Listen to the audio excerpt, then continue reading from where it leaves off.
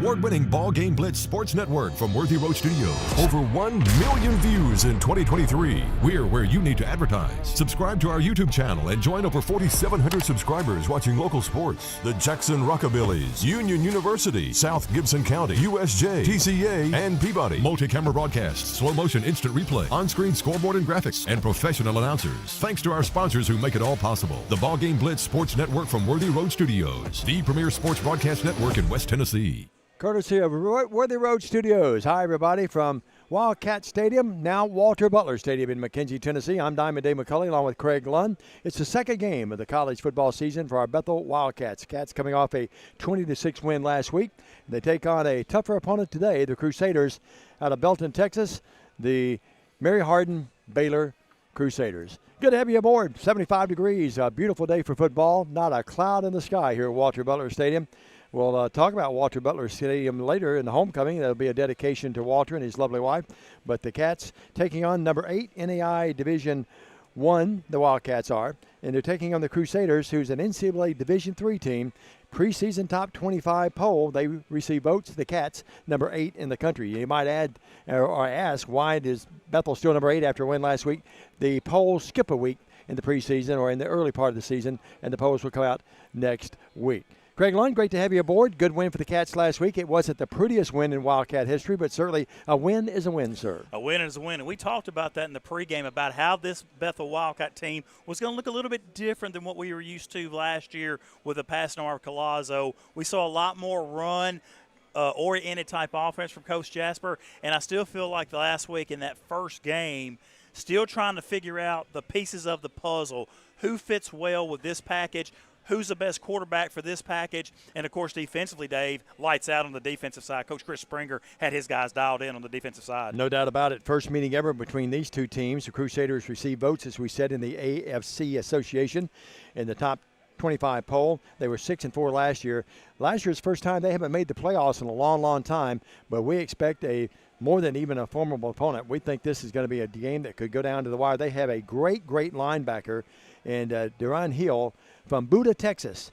And he is a great, great player. Led them in tackles last year, and certainly a guy that they center their defense around, much like Bethel does with our linebackers as well. But sort of a new look. We don't know a lot about them. This is their first game of the year. But packed house here last week, saw that 20-6 win for the Cats. They moved to 57-45 all time in this stadium, which was opened, by the way, in 2006. Bethel is 4-0 versus Point now. And you look at that game last week, the only score in the first half was a 7-0, a pick six by Clark, who's banged up today. We're not sure about his status. And by the way, we did take an injury to Tyrell Partee. He is out, the tight end. We do understand, though, we had been told early in the week that we might not see Cade Hewitt, who looked good last week passing the ball, but we understand right here before game time he is going to play. We expect, though, Ben Nixon, the quarterback, the grad assistant from the University of the Cumberlands, we expect him to start, and we'll go with our starters here for you in just a few minutes. But certainly, as you mentioned, a new look, but the defense did their job, and then the offense looked like they got a little bit more rhythm late third quarter, fourth quarter last week. And I think that's part of it right there, Dave. You know, late in the game, you saw a lot more Hewitt in there at quarterback because that's kind of what the game dictated, I think, for Coach Jasper on his offensive mindset with Coach Jay Bright. So, again, look for the line of scrimmage to play an important part in this ball game. I'm looking down now at Mary Hardin-Baylor. There's some good-sized boys down there. I mean, there's some big linemen down there. They're running their offense right now. It looks like they're going to be an RPO spread type offense, so we're going to have to adjust to that defensively. And, again, just that defensive line is going to have to cause some havoc in the backfield, and the linebackers have to be very active and keep their eyes in the right place. Don't let our eyes drift on a read pass option thing.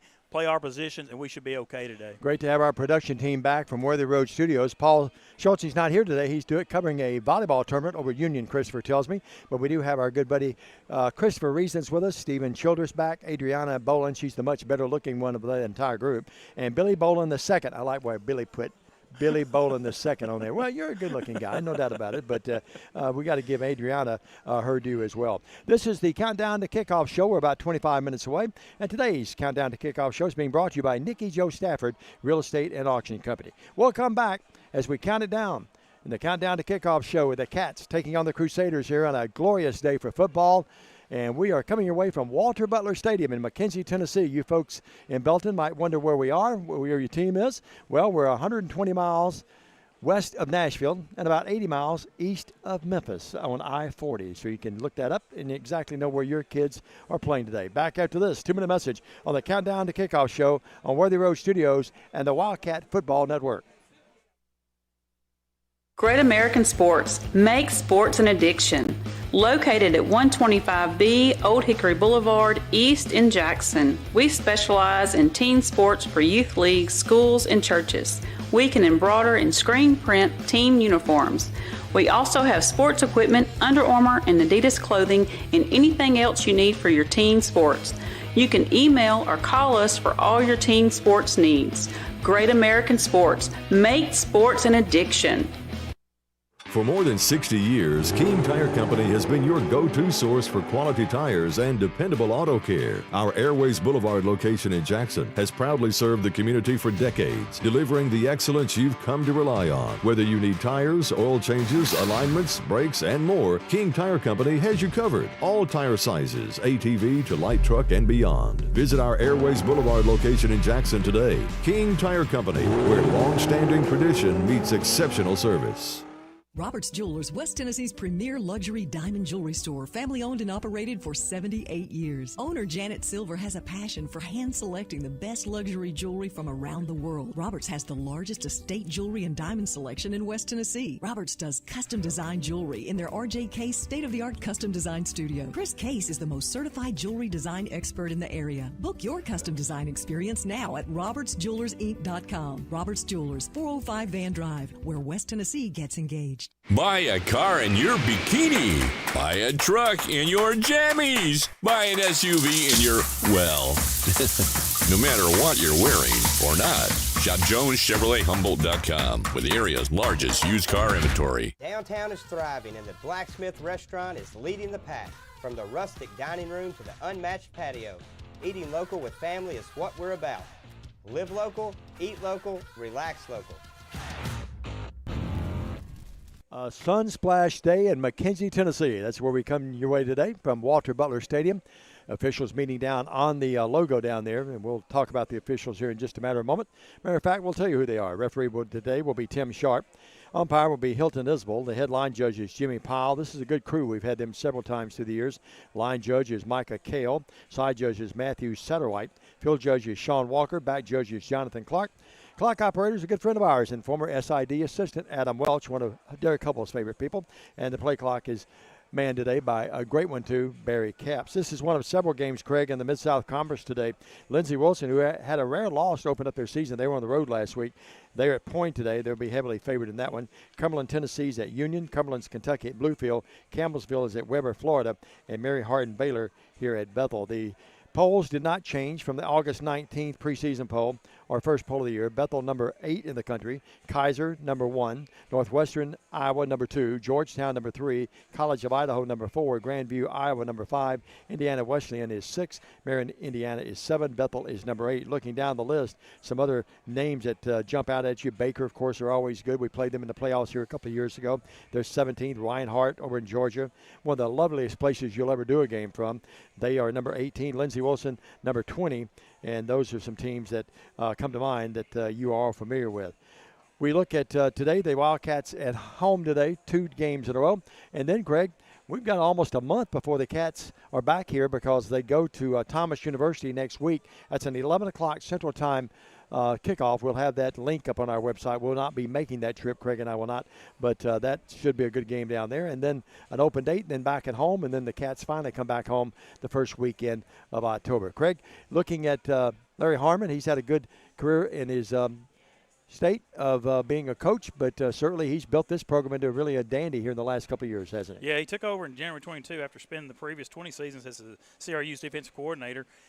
He has guided the CRU to a 12-2 record in his first season at the helm as the Crusaders finished in the NCAA Division III semifinals for the 5th time in program history last year. And that's what I was talking about, Dave. This is one of those teams where you look at their roster. Okay, first of all, when you think about high school football in the United States, few states pop out at you. Florida, Georgia, California. Texas is probably the number one that spits out the most high school athletes ever in high school football. And when you look at their roster, every member of their roster except for 8 are from the state of Texas. So that tells you what type of athlete is coming into McKenzie today, what type of program. 2021, this team played, I think, for the national championship in NCAA Division III. I think they won it, actually. Yep. So you've got a program here that's going to come up here, a good test for the Cats. You mentioned Point playing Lindsey Wilson today. That's going to tell you a lot about Point. That's going to tell you a lot about the Bethel Wildcats based on how Point plays against Lindsey Wilson. If they go to Lindsey Wilson, I'm not sure if it's at Point or at Lindsey Wilson. If Point goes there and they stand toe-to-toe to Lindsey Wilson, that tells you a lot about all three of those football teams. Lindsey Wilson's going there. They're on the road today at Point. But, yeah, that's some good thoughts, Craig. I totally agree. Point may be a little better than you and I thought they were. Right. I was not impressed with them, certainly offensively. Defensively, they were pretty sound, though, weren't they? They very much so. They got after our offense pretty good. The linebackers did a good job of disguising their blitz packages. They'll send one way, they'll cross one underneath, or X across is what I like to call it, or a loop. And it kind of confused our offensive linemen, especially early in the ball game. I think you made a good point. I think in the second half we did a better job of picking those blitzes up. So those halftime adjustments by the coaches really pay dividends on the back half of that football game. Just 300 yards total offense last week. You know, sometimes you say, well, that's pretty good for a lot of teams. Not for Bethel. Bethel is up there in the 450, 500 range most of the games. 150 on the ground, only 15 on the ground, 149 in the air. But certainly you look at the stats last week, we just never could get anything going, especially the first half. Yeah, especially the first half. And again, you attribute some of that to all the players we lost, the new kids coming in, and just trying to find those pieces of the puzzle. Like I said, I think Coach Jay Bright did a good job calling the football game, I think, especially late in the back half, and I think our kids actually stepped up to the challenge in the back half and really trying to start settling in to that new offensive scheme we were trying to run. You know, we lost Martee Smith, the great running back from last year, had almost 1,000 yards. Longest run last week was just 23 yards. It's got to be better today. It absolutely has to, but that's going to be our game, it looks like, maybe moving forward. So, again, offensive line play, establishing the line of scrimmage and able to blow some people off the line and open up some holes. You don't have to get a 30-yard run every time, but you need to be able to pick up 4 or 5 yards a pop if we're going to try to use clock and move the ball down the field methodically. Third down conversions, not really bad, but not really impressive, 6 of 15. Yeah, you got to improve on that a little bit. Coaches probably want that in the 75% or higher range to be successful. Fourth down conversions, not sure what we were on that. I don't remember us. 1 of 2. 1 of 2, so 50%. So, again, got to get better in that. Penalty-wise, I think we were okay there. I don't think we were penalized quite a bit. So we're clean there. Just, again, establish the run, get down the field, put the ball in the end zone. I met Brody Franks, his mom and dad, when they came in today, came over and introduced themselves to me and said they really appreciate all the kind things we say about him. Well, he deserves those. Had that big interception last week, but great linebacker. And you look at the other linebackers for Bethel, we've got a really good core of linebackers, but they have an All-American, preseason All-American. We mentioned him earlier, Duran Hill, the 6', 210 senior from Buda, Texas, and he's the real deal. If you're on your way and you're listening to us, or if you even watch us and listen to us while the game is progressing, he wears 0. He wears 0, and he's a 3-year letterman. So that tells you a lot about what he does has the heart of that defense for Mary Hardin-Baylor. Again, got to pick him up on his stunts and really take him out of the game to have our running game be effective. They lost their 3 top rushers. That's got to hurt them some. Got to hurt. And maybe they're trying to find their way. This might be an opportunity for Bethel to really jump out on them quick because their first game having to come on a road trip 10 hours away. So Bethel has an opportunity to maybe get out on them quick, maybe catch them. I'm not going to say sleeping, but getting the rust off early, and they'll be able to punch something down in the end zone, hopefully. I'm going to get Shante, who is our press box coordinator. Shante, I get more text messages and more messages, people knowing that I'm on the air. Would you answer this text for me and tell them to go to our website and look at the link on our website, and that's how they can find where the stream is. We'll take a 2-minute break. Oh, my goodness. 2-minute break. The games are easy. It's the pre-game activities. We'll take a 2-minute break, and we're back right after this on the Bethel Wildcat Football Network. Buy a car in your bikini. Buy a truck in your jammies. Buy an SUV in your, well, no matter what you're wearing or not. Shop JonesChevroletHumboldt.com with the area's largest used car inventory. Roberts Jewelers, West Tennessee's premier luxury diamond jewelry store, family owned and operated for 78 years. Owner Janet Silver has a passion for hand selecting the best luxury jewelry from around the world. Roberts has the largest estate jewelry and diamond selection in West Tennessee. Roberts does custom design jewelry in their RJ Case state-of-the-art custom design studio. Chris Case is the most certified jewelry design expert in the area. Book your custom design experience now at robertsjewellersinc.com. Roberts Jewelers, 405 Van Drive, where West Tennessee gets engaged. Downtown is thriving and the Blacksmith Restaurant is leading the pack. From the rustic dining room to the unmatched patio, eating local with family is what we're about. Live local, eat local, relax local. No matter where you are, you can shop 24/7 at HumboldtDodgeChryslerJeep.com with the area's largest used car inventory. King Jewelers is not your typical run-of-the-mill jewelry store. Grover is a certified jeweler with 35 years experience. This isn't just a jewelry store. It's an iconic symbol of love. How far would you go for love? King Jewelers, 16B Conrad Drive, Jackson. Hello folks, this is Gary Deaton, right here at Deaton's Carpet One. I want to let you know we've been in business for 48 years. Here's what I believe has made the difference. Our lifetime labor warranty on everything we install. Our healthy living installations, bacteria and germs cannot survive in our new flooring. Our beautiful guarantee, if you don't just love it, we'll replace it. It will make your flooring experience priceless. We're located on Freedom Highway, 1000 Highway 45 bypass in good old Jackson, Tennessee. And we welcome you back to Walter Butler Stadium for Bethel Wildcat football as the Wildcats play host to the Mary Hardin-Baylor Crusaders out of Burton, Texas. Dave McCulley, Craig Lund here to bring the action day as the Wildcats come in 1-0. The band on the field now getting ready to lead us in the national anthem as we prepare for this kickoff. Talking about Mary Hardin-Baylor a little bit more, Dave explained to them, their fans that are listening, where we are. For our fans listening, if you want to understand where Mary Hardin-Baylor is, think of Dallas, think of College Station, a straight shot down. They're about halfway between Dallas and College Station. So they've got Texas A&M below them. They've got the Dallas Cowboys above them. So pretty good football pipeline right there. Pretty good pedigree, isn't it? Yeah, I'm not bad. No doubt about it. The Cats coming in today. A big crowd here last week. I'm looking over the rail here. We have a pretty good crowd here as of yet, but we're still about 12 minutes before kickoff. The keys to a win today for Bethel? I think I've already talked about it. Control the line of scrimmage offensively, establish the run if that's what we're going to do, but we got to be able to effectively pass the ball as well. Defensively, until I see something different, do what we did last week. Draw that game plan up, let our linebackers run free, make those plays, sure tackles, and protect the football. Don't turn it over. Last week, Ben Nixon, the highly touted transfer from the University of the Cumberlands, 5 rushes for 9 yards. Now, he rushed the ball a little bit more than that, but he had some sacks as well.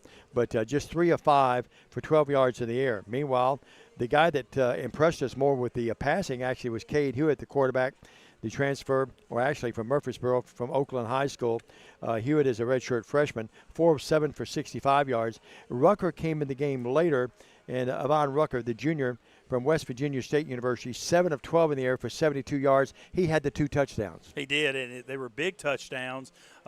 Really kind of set the tone the rest of the way and kind of really shut the door on point last week. You have a look at the starters. Why don't we do the offensive units today? Right. Offensive units first for the Mary Hardin-Baylor Crusaders. At left tackle, number 74, Kyle Winty. He's a 6'5", 305-pound senior.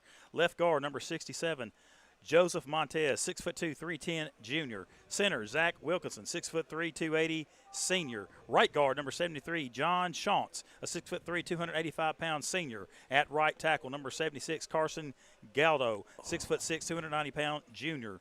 At tight end, number 84, Christopher Gackian, I believe that's right. I apologize, that's incorrect. 6'4", 240-pound sophomore. At running back, number 24, Kamarian Ferguson, a 6'1", 210-pound junior. At wide receiver.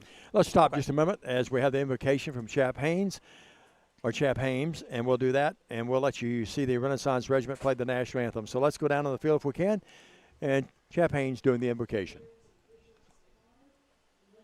Play, officials, and coaches perform their role to the best of their ability. Finally, Father, bless those of us who watch the game with enjoyment, and let that joy bring us to worship you, the source of all joy. We pray these things in the name of the Father, and the Son, and the Holy Spirit. And all of God's children said, Amen.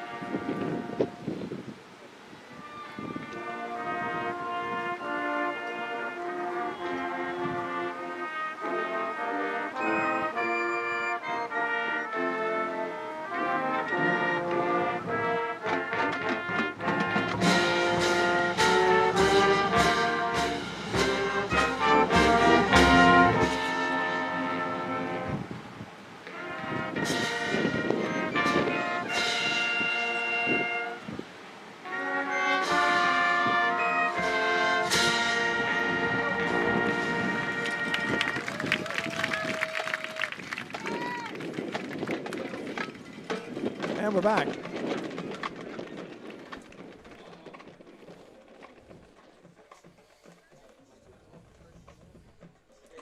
We're back at Walter Butler Stadium. A little snafus here and there in the pregame, but we got those worked out. Let's go back to Craig Lund with those starters. Craig? All right, let's go back to the we were at running back number 24, Kamarion Ferguson, a 6'1", 210-pound junior.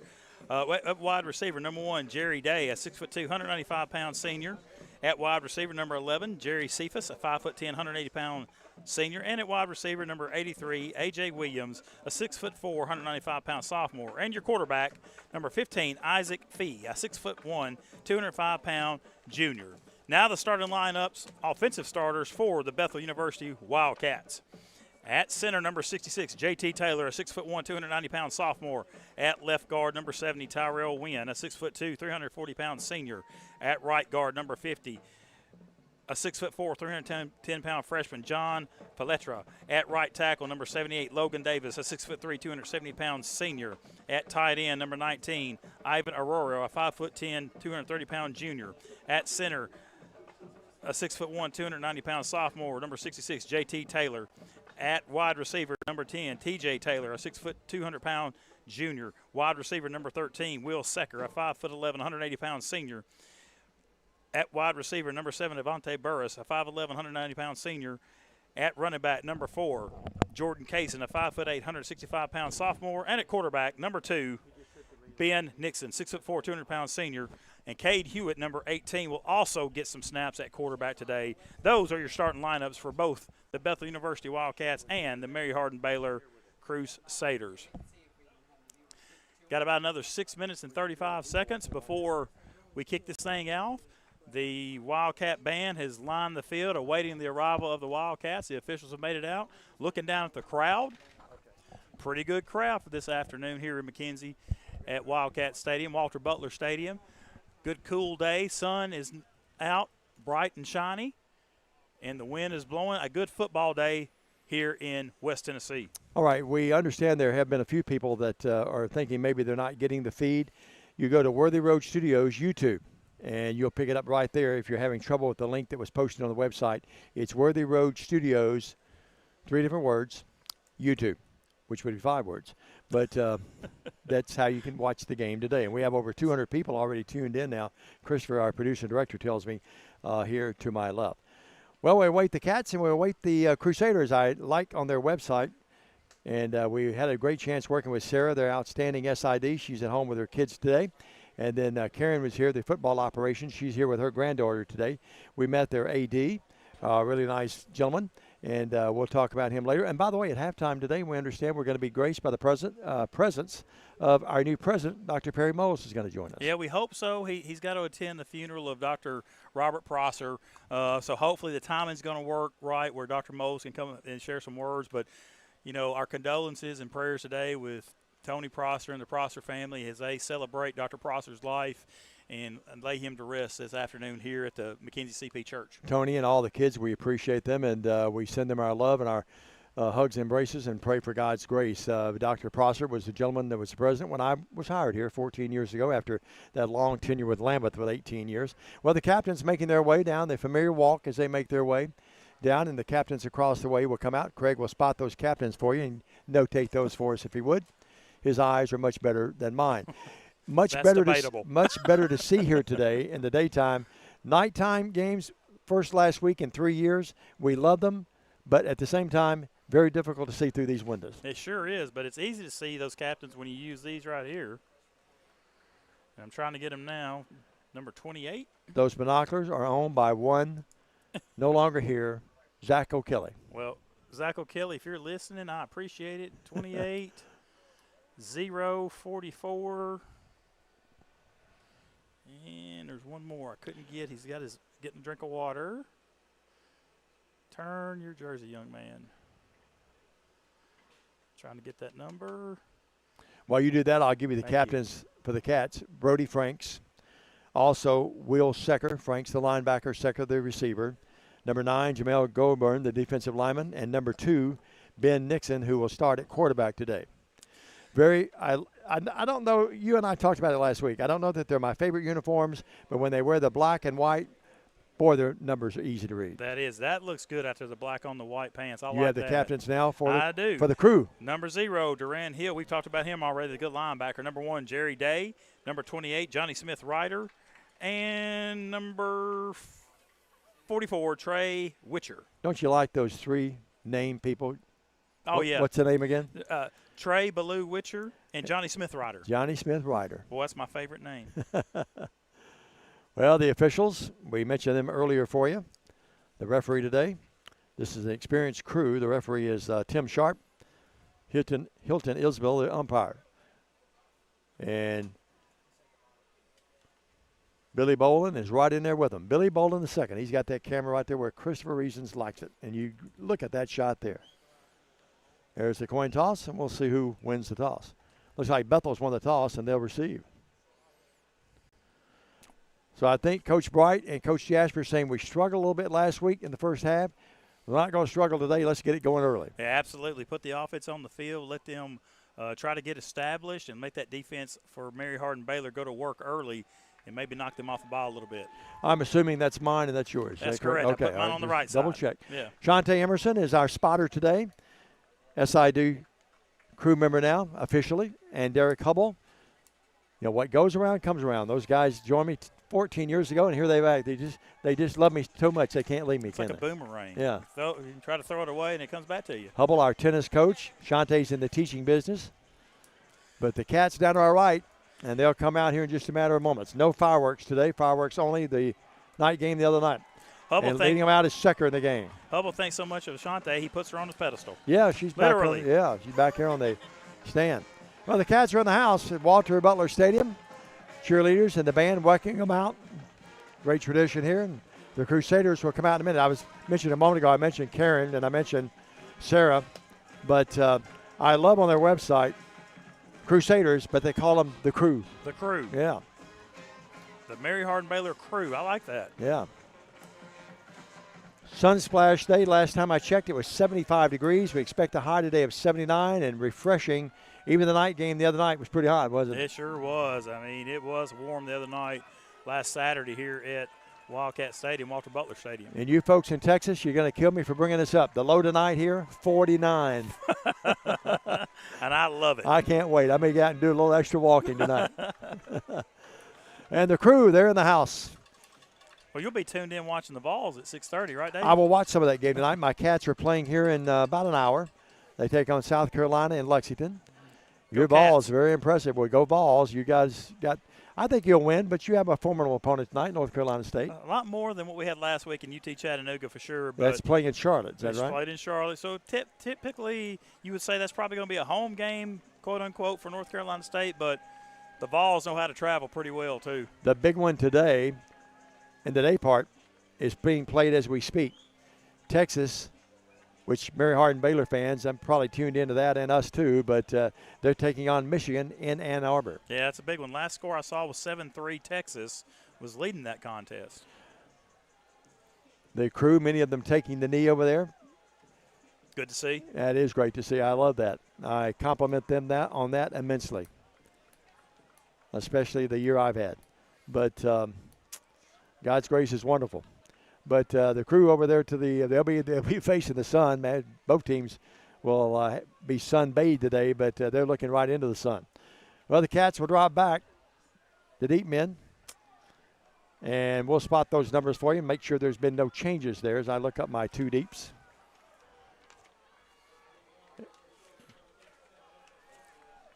And kicking it off will be Lopez.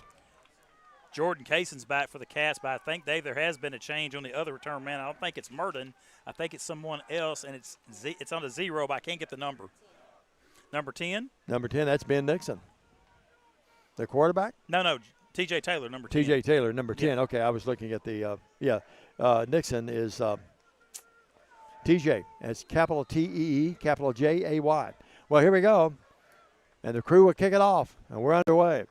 The lefty knocks it down there, and it's going to be T.J. Taylor letting that ball go into the end zone. Great touchback there. A special teams coach best friend, and that's number 37. That was Lopez, Edwin Lopez, 5'9", 185, sophomore from the Colony, Texas. You're right. How many did you say? Only 6 players on this whole roster? 8. 8 players that's not from the Lone Star State. You know, this is a big one for the Mary Hardin-Baylor fans, but that's a big one today up in Ann Arbor for both teams. That's 2 of the powerhouses, the brands in college football, isn't it? No doubt about that. Right hash. The Cats will come out. And Rucker's, our spotter, our stat man, Derek Couple tells me Rucker will start. He had 2 touchdown passes last week, had the best numbers of any of the quarterbacks. Triples here to the near side. They're stacked right below us here. Rucker gets it, hands it off. Running the football will be Jordan Kaysen. Kaysen rounds the right corner and scoots his way for 5 yards to the 30. We might give him the 31. Let's give him just 5, though. It's almost 6. Second down and a short 5, or long 4, short 5. Just to play off the right side here to the power side of the set. Kaysen does a good job cutting his block, run back inside right there, pushes out to the 30-yard line. 4-man front, 4 down linemen. The linebacker heel appearing right through the middle there. Here's the handoff. Kaysen again. This time they stop him for no gain at the 31. The gang tackling. Their bench likes that. The crew likes it across the way. Try to run the same little play right there. Pulled the guard around, I think, try to kick out. But the defense of Mary Hardin-Baylor did a good job of shutting that down. Going out of the game for Mary Hardin-Baylor, number 32, Teron Brown. He's limping just a little bit. Yeah, defensive tackle going out. He's behind the bench trying to run it off over there. Let's hope he's all right. Third down. The Cats last week, as we told you, 6 of 15 on third down conversions. Third and a good almost 5 yards. Rucker, the lefty, drops. Rucker throws it as a floater out there, and it's caught. Nice catch out of the backfield by Kaysen. That was a dying duck, and somehow Kaysen came back and got it. It is a first down for the Cats. Watch it on replay right here, Dave. If we've got it, the ball was tipped at the line of scrimmage, and good job by Kaysen staying with it. Here's a throw, looking to throw it. Hand gets up, duck, but caught, and enough for a first down for the Wildcats. He is up to the 39-yard line, 1st and 10. Rucker goes under center now, backs off, running back to his right, doubles far side right. Handoff, Kaysen coming this way, stopped, and now stays on his feet, though. And he gets yardage out of nothing, to be honest with you. And he'll scoot his way out of bounds across the 45 to the 46. And Craig Lund, he got about 8 yards out of nothing, really. He sure did. He ran into his own blocker, number 19, Ororo, for the Wildcats, and that kind of bounced him out there to the outside, and he was able to turn it up for a big pickup. Well, doubles here to the near side this time. One receiver far side right. Rucker has Kaysen to his right. Rucker Play fakes it, drops back, wants to throw. Does throw on the fly pattern, and it goes over everyone's head. Intended receiver was Avant Burris, and pretty good coverage by the crew. Ball kind of went outside of Burris. Burris cuts to the inside, so may have been a miscommunication on the route right there. So it's going to be third down and short. The Crusaders on defense. The Cats send 3 receivers, Secker, along with T.J. Taylor, who had some big catches, and Burris. 3 really good wideouts. Kaysen, the lone setback. Hash mark left to the right of Nixon, or Rucker, excuse me. Hand off Kaysen. Kaysen, little guy, scoots his way to midfield and has the first down. And he gets inside the midfield stripe and is down to about the 49. Outstanding lead block that time by the Cats. Tyrell Wynn. Right now, I like the play calling by Jay Bright. Mary Hardin-Baylor basically has 4 linemen with 1 linebacker in there. They're dropping 2 back with 2 safeties back, so that's opening up the outside. If we can stretch out and turn that 1 linebacker back inside, it springs the outside a little bit. The second first down of this drive at the 49-yard line in crew territory. In motion this time for the Cats will be the tight end. Now they go out here to Kaysen again. Kaysen's been the workhorse. Doesn't get a lot. Gets about 3 yards, and they knock him out of bounds. Lead tackle that time was J.J. Davis, the sophomore from Fresno, Texas. Great read right there by Rucker, the quarterback. They showed a 5-man front with 2 defensive ends. The defensive end of this side disguised that and went back to a linebacker position. The linebackers bail out, take away the deep pass, so Rucker checks down to his back to Kaysen on the flat to pick up the good yardage. 11:40 left in the first quarter, no score. Tight end off to the right. They go to Rucker. Rucker incomplete and almost picked off. That ball hit Secker, was thrown low. Let's hope Secker's okay and he's not getting up.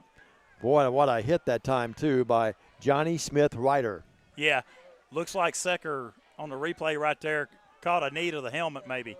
Caden Riccardi is the trainer, goes out. He and Jason both working the game today. Well, incomplete on the pass, so it's third down and a good 6, almost 7.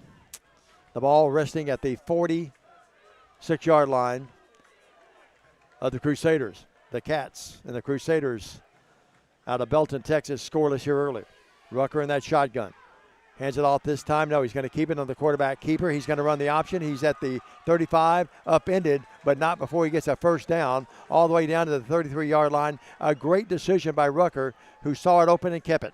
Jay Bright set that play up by going off tackle, outside, pass to the flats. RPO, we pull it. Rucker around the left side. Great blocking on the outside by the receivers, and the offensive line sealing everybody back to the inside. Took a hard hit, but held on to it at the 32-yard line from their own 25 to the 32, marching toward the north end zone, away from the majority of the school here at Bethel University. Rucker under center.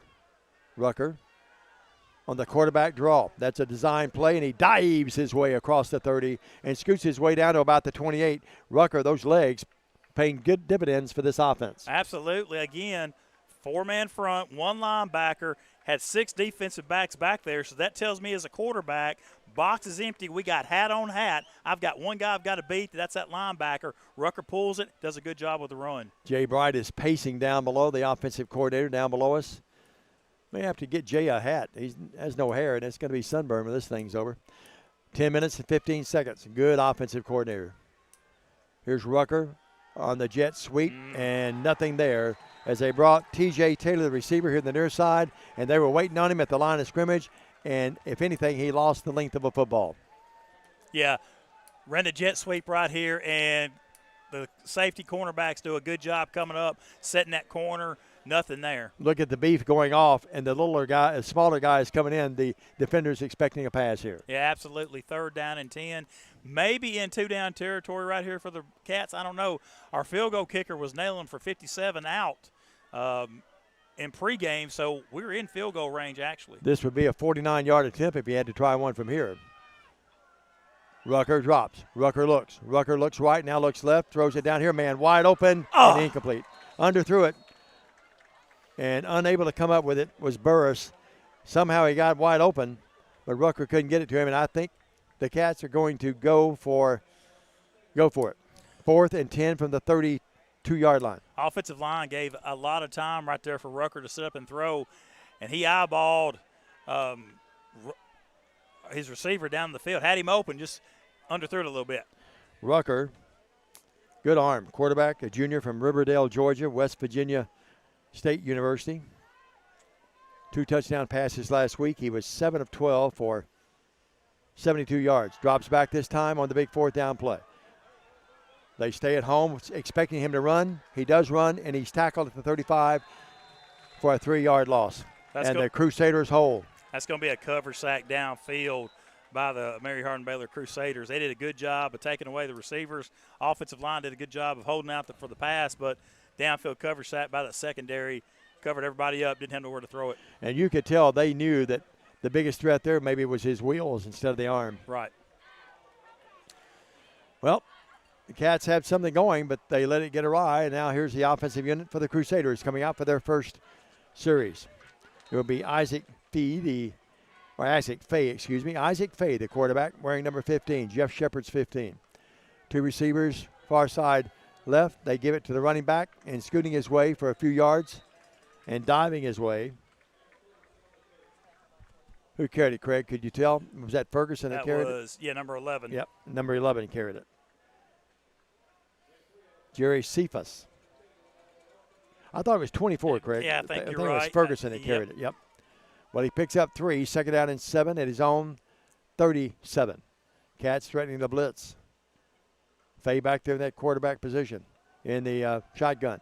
Hand off Ferguson again. Ferguson hits the line of scrimmage. Nothing there, so he bounces outside. Gets a couple, 2 or 3 yards, but he's going to be about 3 yards short of the first down. It's going to be 3rd and 4. Clark made the tackle by the Cats. He comes up from his safety position, makes him turn it back inside, and then cuts his legs. Clark from Fayetteville, Tennessee. From Fayetteville. You have to say it right. Fayetteville. From Fayetteville. You don't say it that way. You say Fayetteville. It's 3rd down and 4, almost 5. The Crusaders with their first initial series. They bring a man here to the near side in motion, and they play fake it. No, they give it to Ferguson. He's got the 1st down and more. He is stutter-stepping his way across midfield, down to the 45, down to the 43, and finally knocked out of bounds over there.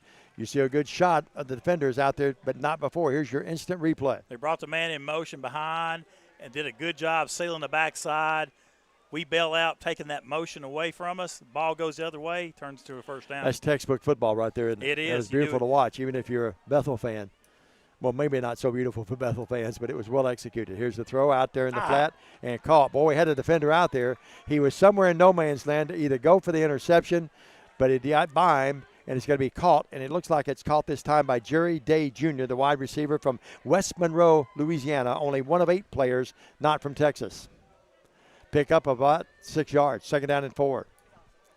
Tackle was made by number 12, Tyson Hornbuckle. They're getting in their rhythm a little bit now, aren't they? Blitz coming off the corner. Cowboy Here's Ferguson. blitz. Ferguson lowers his head and pounds his way. I think he has the 1st down to about the 33. Let's wait and see. You thought it would be a lot of running in a quickly played game. We're already at the 7-minute mark. Yeah. And only the 2nd series either team's had. The Cats get in some reserves. They get in T.J. Hart. They get in Craig Edwards.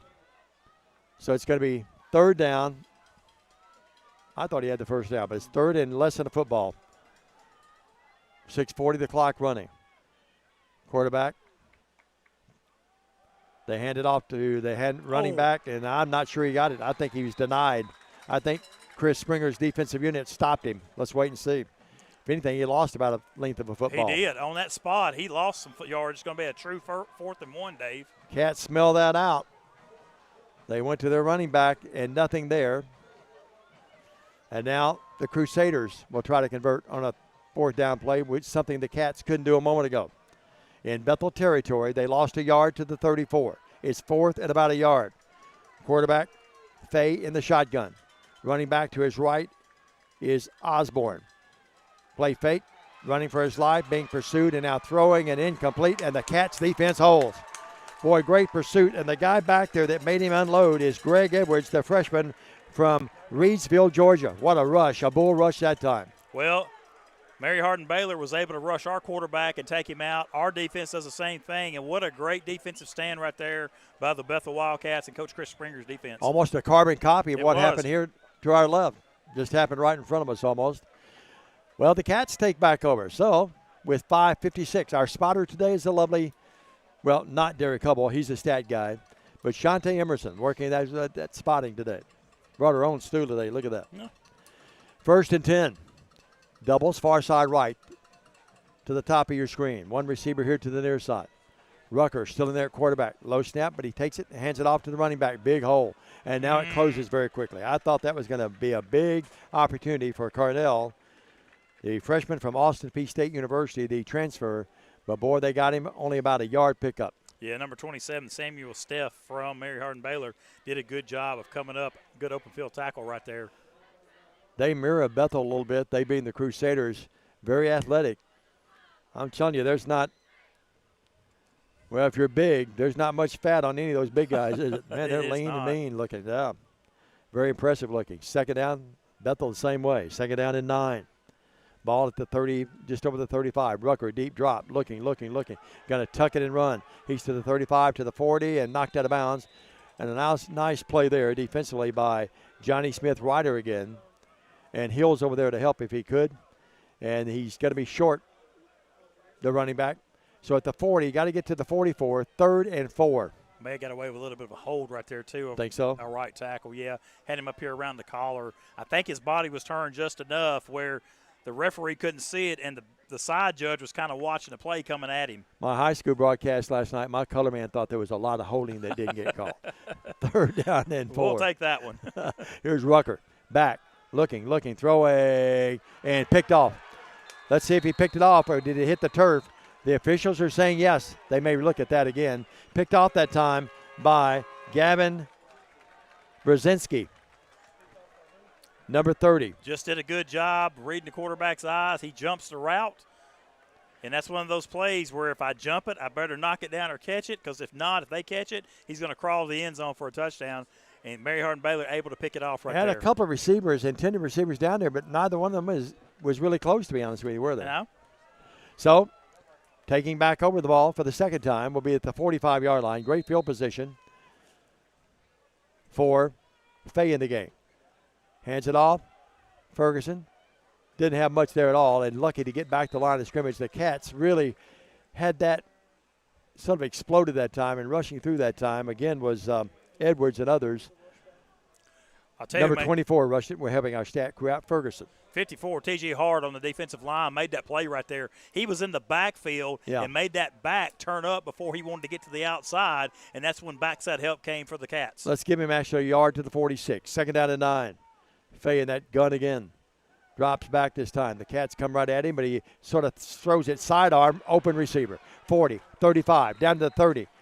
That was a sling of a shot kind of throw, wasn't it? Yep, sure was. Number 1 comes back to the football right there. Jerry Day Jr. Jerry Day Jr.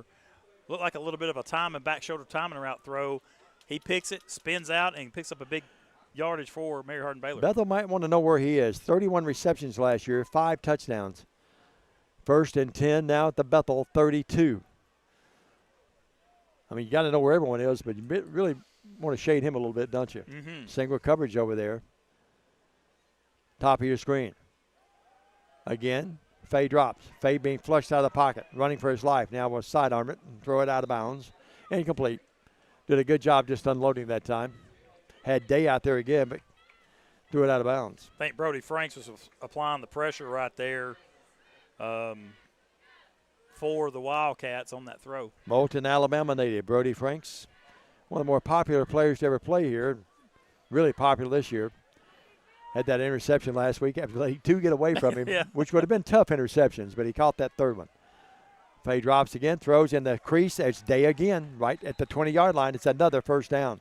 Just hitting him down in that little hole in between the safety and the cornerback. He's finding that bare spot and dropping it in there every time. Transfer from Arkansas, Monticello. West Monroe, Louisiana native. Actually, a pretty good pass. He actually threw one over one of our defensive backs. He did. Fay from Pasadena, California. 1st and 10 at the Bethel 20.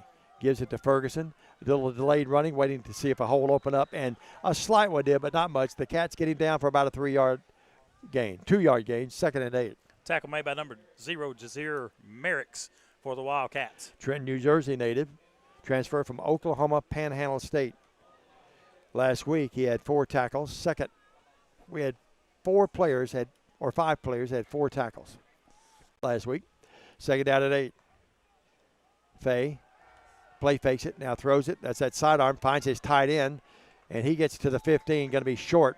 That's a big boy right there, number 84. That's Christopher Geiskens. 6'4". I noticed you didn't help me out there. 6'4", 249, and I have the alphabetical. Sarah did a great job giving the alphabetical. It's Geiken. Geiken, yeah. So it's third down after all of that. Sarah, I probably butchered it. Third down and 5. The ball at the 15. 1:40 left in a quickly played first quarter. Temperature up to 78 degrees now. Sunsplash kind of day. Christopher Reasons, our producer director. Doubles far side left. Big third down play. They look, they throw it in the end zone, and it is incomplete. Great coverage. Intended receiver was A.J. Williams III, and Bethel had him covered like a blanket. And the field goal unit's coming on. So it's going to be 4th and about 4. This will be at the 15. They'll mark it 22. It'll be a 32-yard attempt. That coverage that time, by the way, was Jalen Beasley down there. Well, here's Lopez to knock it through, or try to knock it through. 32-yard attempt right here. Yep. Snap back. A bobble of the snap, and then they get the ball down, and it is up, and it is good. That's a nice play by the holder. That ball was bobbled a little bit. He put it down, and he knocks it through from 32 yards out, and the Crusaders of Mary Hardin-Baylor take the lead with 1:23 in the first. It's 3-0 back after this 30 on Worthy Road Studios and the BallGame Blitz.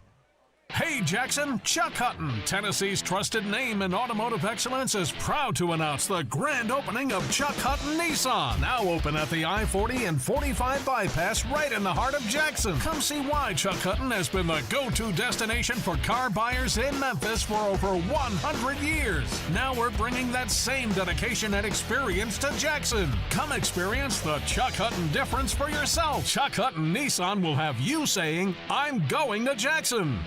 And we welcome you back to the Wildcat football as Mary Hardin-Baylor puts one on the board. 3-0 field goal, a 32-yard attempt at the 1:23 mark of the first quarter as they strike first to lead the Cats 3-0 here at Walter Butler Stadium. 32-yard field goal by Lopez. And the Cats now will drop back the kickoff return team with 1:23 in the first. So it will be Lopez to kick it away. The lefty. It's up, and it is going to be short. Well, actually about the 7-yard line. Bring it back at the 10 to the 15, and that's T.J. Taylor. And he brings it back to about the 18, make it 19-yard line. 1st and 10 there for the Cats.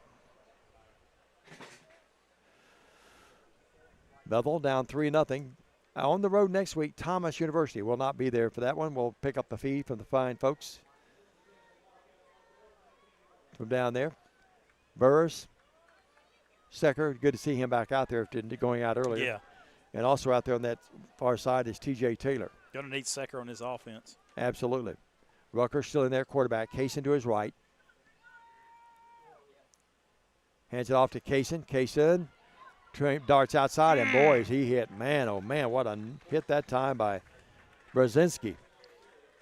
Looked like something may develop, and they did get 3 yards, but man, oh man, he hit him hard, didn't he? He went to hit the hole inside, and then I guess he saw that backer coming, that safety coming, thought he could beat him to the edge, but that backer, number 30, give him credit, comes outside and fills that up. Gavin Brzezinski, 6'2", 200-pound sophomore from Cedar Park, Texas, did a good job of shutting that down. We haven't called that Hill's number out much yet, but the other guys have picked up the slack. Hill's right there looking through that line.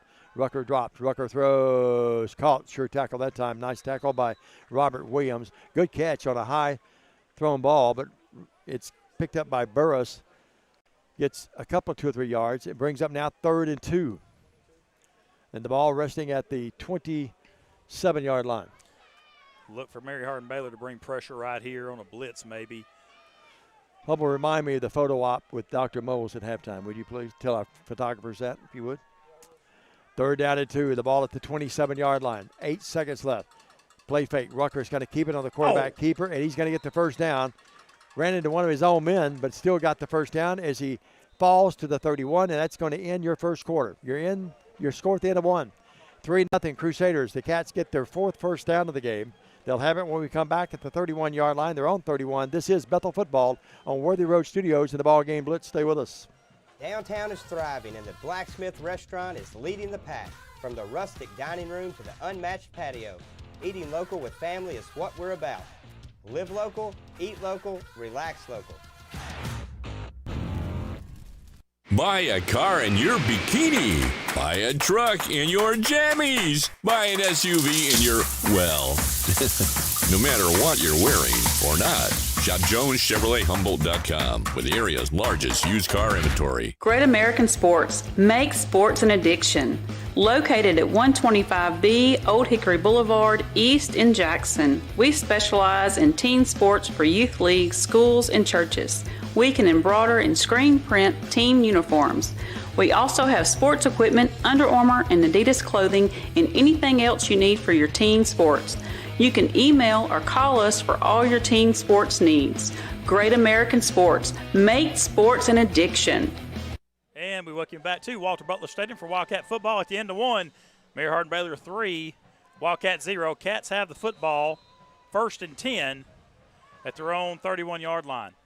Well, Bethel will have the football. As Craig told you, we're back to play. Here's Rucker throwing it out. Oh. And it's caught with a nice bobbling catch by Jacob Bowles, the tight end, but his momentum carried him to the turf at the same time after a pickup of only 2, 2nd down and 8. Rucker had some zing on that ball, didn't he? He sure did. Did a good job, Bowles did, by hauling that ball in. Had him twisted around, able to put those paws up and grip it and pull it in. Jacob is a junior from Adamsville, Tennessee, a former Cardinal. That's who Huntington played last night, is that right? Did. Yeah, and beat them badly. The guy on the sideline, Derek Hubble, responsible. Rucker bobbles, now throws it out here to Kaysen. They got him pinned in and nothing. Well, I say nothing. He got about 2 yards to the 35, maybe 3. Bobbled that ball that time, and that play did not, if you watch the replay, Craig, it didn't really look crisp from the beginning, did it? It didn't. The defensive backs were able to get leverage and get us upfield and do exactly what they wanted to do, make us turn it back or try to bounce it outside, mirrored it down to the sideline like they're supposed to, made the tackle. Tennessee State University transfer Kaysen. He's got some wheels on him, though. He explodes, doesn't he? Sure does. It's going to be 3rd down and a good 6, almost 7. Let's make it 6. Here's Rucker. Low snap again. Back, being pursued, and still looking, and now throwing, incomplete. A yellow butterfly flew right in front of us. I thought it was a flag. I did too. How about that? Well, the Cats can't convert. And 3rd down, we'll give it back. 4th down, we'll give it back now to the Crusaders. Their defender had that ball well covered. It would have been a 1st down, but, boy, they were right there with him, weren't they? Sure were. They had it covered up well. Rucker did a good job of avoiding it for forever with his legs, and finally that other corner came up, made him make a decision, had to throw it away a little bit. DeCarrion Judge, no relation to Aaron, my buddy with the Yankees. Well, the Cats going to punt it, and here's the punt. Nice punt. And it's going to be fielded down there and bobbled and now picked up and now stopped. Well, DeCarrion Judge did not use great judgment. He bobbled the ball. Well, he used good judgment to try to catch it, but he didn't make a mistake, and they paid for it, and the ball is all the way back to the 12-yard line, 1st and 10 there, and lucky that the ball came right back up to him. Number 30, Johnny Gamble, 6'2" senior from Cincinnati, Ohio, makes the tackle. Can we see a replay on that, Chris? Trying to draw that up. Not okay, that's fine. All right, it was the guy, it was Judge was returner, number 10. Yep. Number 30, Gianni Gamble. 1st and 10. They throw it out here with a bubble screen, almost picked off and then caught. And it's going to be Cephas who caught it, and he's going to get positive yards up to about the 15, pick up a 3. It's 2nd down, and let's give him 4, 2nd and 6. That ball came within a whisper being intercepted. I made the comment earlier about playing ball or playing receiver. We played ball that time, and they were able to get it away from us and turn a positive play. 2nd down and a short 6. Number 11 caught it. That's Cephas, helping our stat crew out here. Here's the ball thrown, and it's going to be caught by Jerry Day Jr. And Jerry Day Jr. is having a great day. And he's going to be a 1st down all the way up to about the 22-yard line. Tackle made by number 3, KJ Murden for the Wildcats. Just a quick hitter out there to the outside, to the sideline, picks up the first down. Burden transfer from Austin P., a Bolivar, Tennessee native. 1st and 10. They're on their own 12. They've moved it now to their 23. Hand off, new running back in there, and running with a head of steam, bouncing off a couple people and diving his way is Osborne from Denison, Texas. And the Cats make the stop. On the stop the time, first guy there looked like it was Amari Chapman. Here's a replay, just a play off the right side. Number 17 in there. That's actually Z.J. Matthews. Good pickup there, Craig. 2nd down and 4. Fay back to the same running back for another first down. As he twists and turns is Osborne. Good job by the defensive or the offensive tackle right there for. Here's a replay, Craig. MH Baylor. He just spins and turns his man inside, seals the block right there. Good run right there by the Crusaders. Ball at the 35, 1st and 10. 11:38 first half. Fay again in the shotgun. Looks right, throws right. Receiver came back and helped him out and got it. And he is up to near the 45. Let's mark him down at the 44.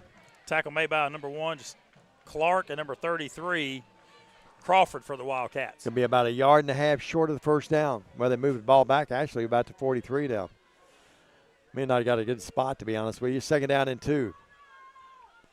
They've got a little rhythm, that hurry-up offense. They give it off to the same running back. This time he is able to bounce off a couple people and use his legs churning for yardage up to about the 48. It's going to be another MH Baylor first down. They're really starting to get some penetration off that offensive line into the defensive line and get some positive yardage right there against the Wildcat defensive front. Momentum all with Mary Hardin-Baylor right now. The Crusaders are feeling pretty good about themselves. Cats and a 3-down lineman there. 1st and 10. Man in motion coming right at us. They throw it to him. It's going to be caught. Dancing his way and making a guy miss. But no, that time he didn't miss. That a great tackle by Jalen Beasley. And no gain. Swing out pass out here into the flats. We play it pretty well right here at the end. I think the coaching staff kind of wanted a push in the back, but he makes the tackle for the Wildcats. Was that T.J. Roan that caught that? 4. Triples far side right. Top of your screen as you watch it here on the monitor with us. Fay, the play call coming across the way. They're patting their chest and then waving it off. That has to be some kind of signal, unbeknownst to us. Here is Fay dropping back. Little Peyton Manning feet back there dancing. Now he rushes out of there midfield and slides his way to the 45-yard line. Had those Peyton Manning feet that time, didn't he? Yeah, he just don't have that Peyton Manning arm quite yet. Good job by the Cats defense right there. Saw the slide, didn't hit him to get a personal foul. How many titles did Peyton win with the Colts? With the Colts? Yeah. I think 2. 2. My theory on that was whenever they played in the cold, they couldn't win it. When they got to the Dome, they were good. Yeah, 46-yard line. They've taken this ball from their own 12 to move it to Bethel's 46. 3rd down, big 3rd down play here. Fay drops, Fay throws over the middle to the tight end. Great leaping catch by the tight end. Well thrown ball by, there's our guy again. Guy you take a stab at it. Guy Keehan. Yeah, Guy Keehan. Even with the it's spelled out for us, we're having trouble. I'll tell you one thing, that kid can catch, though. He's a big boy, too. My goodness. 6'4", 240. He looks even bigger. Fay throws, incomplete. Great coverage. Intended receiver was Jerry Day Jr., and covering him, I mean, Merrick's had him covered to the tee, didn't he? Sure did. Quarterback's got a pretty good arm, pretty good zip on it when he touches loose. That pass, that tight end, was right on the money, right over the top of the defensive line and the linebackers. He put it right in his paws. 8:40 left in the first half. 3-0 low-scoring game. Quickly played first half. Renaissance Band will be performing at halftime. We'll let you see them and hear them a little bit. Fay dropping back. Fay looking out in the flat, man open, and it's going to be caught and then bobbled. Was it a catch? We'll wait and see. The Cats are going to pick it up. They're going to run that football, and it's going to be a touchdown unless they bring it back. And picking it up, it was a complete pass. The Crusaders are saying incomplete, and bringing it back for the touchdown is Clark. That would be his second big play of a touchdown this season. And Crusaders, I haven't seen them throw anything yet. They say a complete pass, and then he bobbled, and here's the replay. Here's a replay. Let's see. Quarterback looks to his right, hits the out route right here. Oh, that's a catch all day. Yeah, he took a step, didn't he? Yeah. And Clark picked it up, and great football mind. He just kept running with it. And how many yards there, guys? Should be about 70 right there. 70-yard fumble recovery for the touchdown. Picked it up at the 30 right there. And I think they're going to challenge it right here. So they are going to challenge it. Coach Harmon says, I want to see that again. 8:23 if it stands. It would give Bethel the lead, but we'll wait and see. They are going to look at it. While they do that, let's take a 1-minute break. We'll be back. Will it stand in the Cats' lead, or will they deny us? We'll wait and see. The proof will be in the pudding on the replay. The cameras don't lie. Back after this 1-minute message on the Bethel Football Network. Hey Jackson, Chuck Hutton, Tennessee's trusted name in automotive excellence, is proud to announce the grand opening of Chuck Hutton Nissan, now open at the I-40 and 45 bypass right in the heart of Jackson. Come see why Chuck Hutton has been the go-to destination for car buyers in Memphis for over 100 years. Now we're bringing that same dedication and experience to Jackson. Come experience the Chuck Hutton difference for yourself. Chuck Hutton Nissan will have you saying, I'm going to Jackson. Buy a car in your bikini. Buy a truck in your jammies. Buy an SUV in your, well, no matter what you're wearing or not. Shop JonesChevroletHumboldt.com with the area's largest used car inventory. Downtown is thriving, and the Blacksmith Restaurant is leading the pack. From the rustic dining room to the unmatched patio, eating local with family is what we're about. Live local, eat local, relax local. And we welcome you back to Walter Butler Stadium. Has the Cats tentatively have a 6-3 lead with the extra point pending on a 70-yard fumble recovery by Clark, who returns it, but the call has been challenged. We're going to look at it one more time here on our replay to see if it was a catch and a football move. Quarterback looks to his right, throws it to the out pattern right there. Catches 1-2 step, ball loose, picked up by Clark at the 36-yard line and returns it 64 yards. With the naked eye, I thought it was an incompletion. The replay, though, shows apparently that it was a catch and a fumble. Yeah, he picked it up at the 36. Originally, we thought we picked it up at the 30 where the kid dropped it, but the ball rolled backwards when we hit him. How about Clark last week with the pick six, and now this big play? Huge.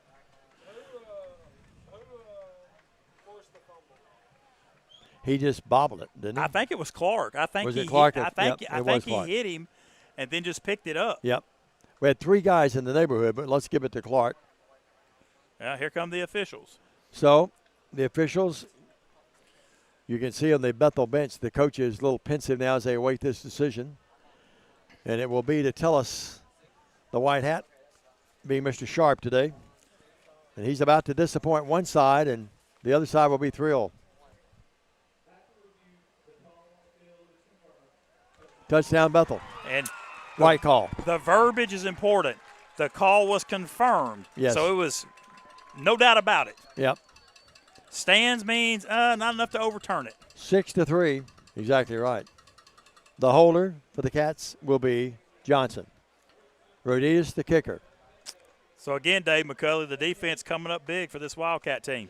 6-3. Gave them the lead last week at the break. And now with 8:23, that's yet to be determined here. The long snapper will be, in this case, Graham Lyle. The snap is forthcoming. It's still forthcoming. Snap back, ball down, kick up, and that kick spiraling its way through the end zone. The uprights is good. It's a 7-3 Bethel lead. We're back after this quick 30 on the Bethel Football Network.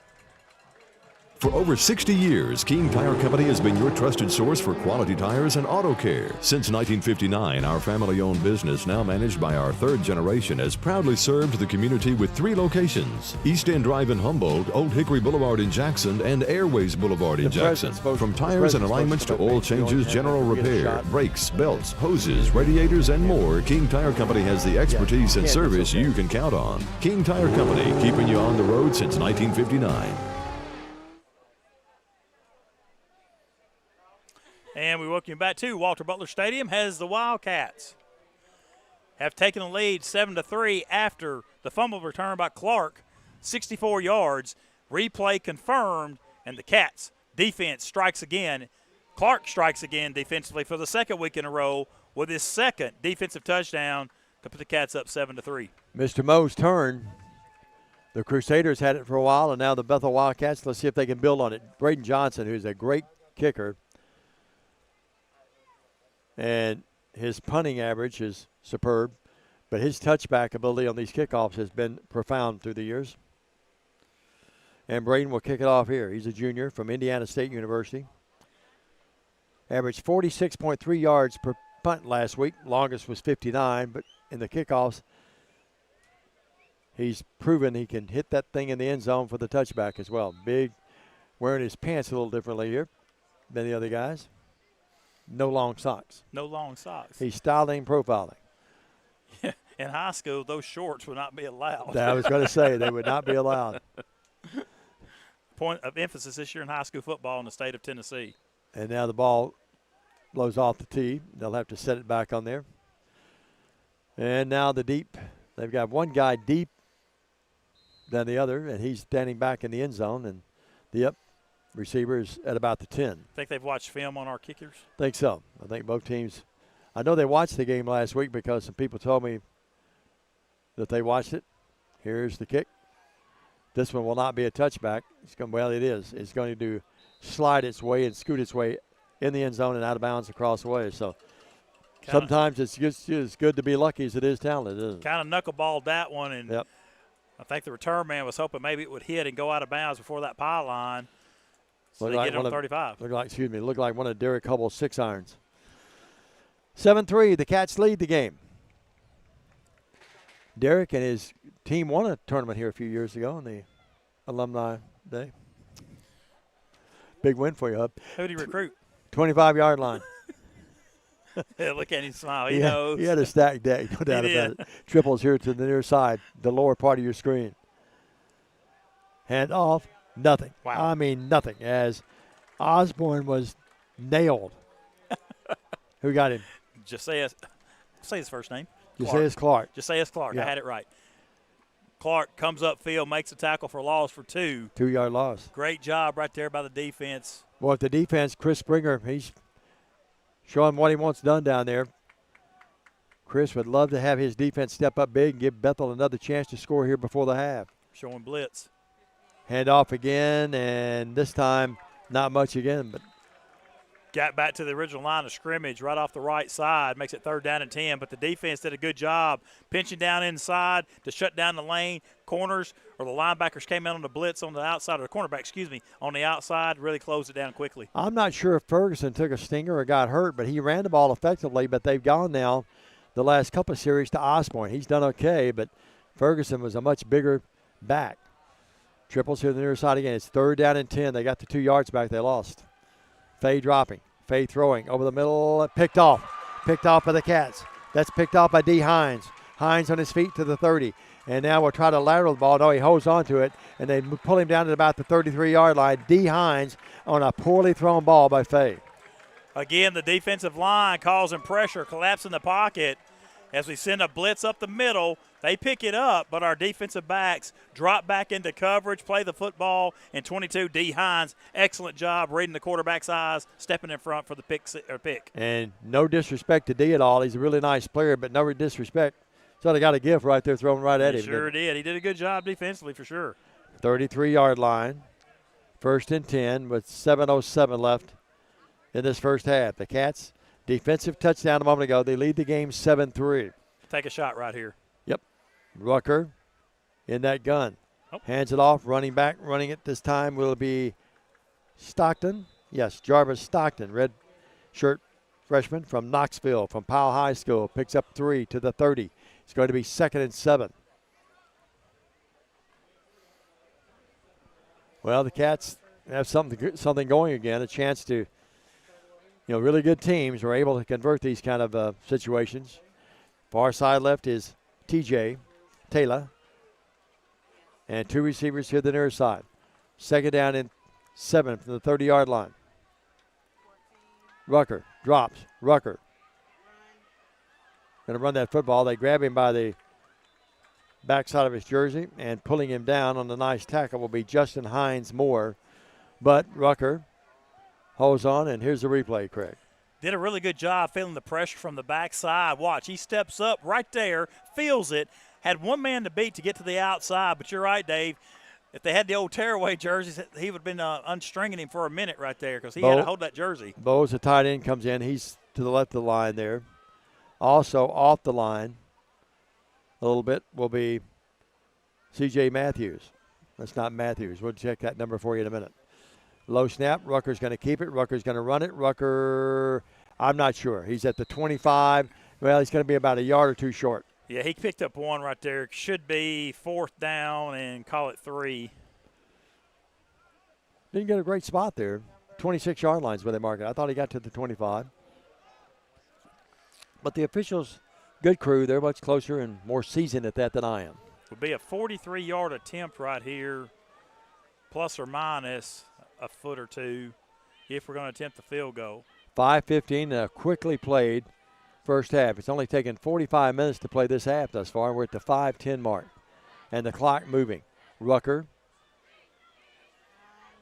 Going to be a run and a high-stepping play there by Jarvis Stockton. He's got the first down and more. He's down to the 15-yard line, and, boy, he looked good there. And leading the block was his fellow comrade out there. That was Burris leading the block. Just a stretch play right here by the Wildcats. Get to the edge. He's got one spot to get to, and that's that first down marker. Know your sticks if you're that running back. Does a great job stretching it out to the sideline, gets the first down, keeps the drive alive for the Cats. I'm going to ask my stat crew again. They do a great job, Hubble and Shante. I'm not getting the live stats here on the when I go to that. We'll check that out at halftime. 4:25. Doubles here to their side. 1st and 10. There's Stockton again. Stockton ducking his head. Didn't get much. I'm getting a box there, but no live stats. And the box doesn't tell me anything. There we go, back to it. So it's going to be 2nd and 8. Ball at the 14. Clock running 4:02. Golly, Craig, you don't know. Games can really take a turn one way or the other, but a couple of scores in this game would be big right now, wouldn't it? It'd be massive. The way the defenses are playing. Yeah, 2nd out at 8. Rucker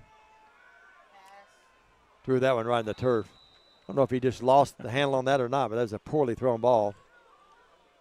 Had pressure coming from the backside, too, on his back hip, so had to get rid of it probably a little quicker than he wanted to on the replay right here. Big 98 B.J. Farrell, defensive lineman. He's saying, hey, man, they're holding my jersey, and he and a couple of the Cats were having a little chat. If you watch that replay, Dave, the young man's got an argument, I think. No doubt.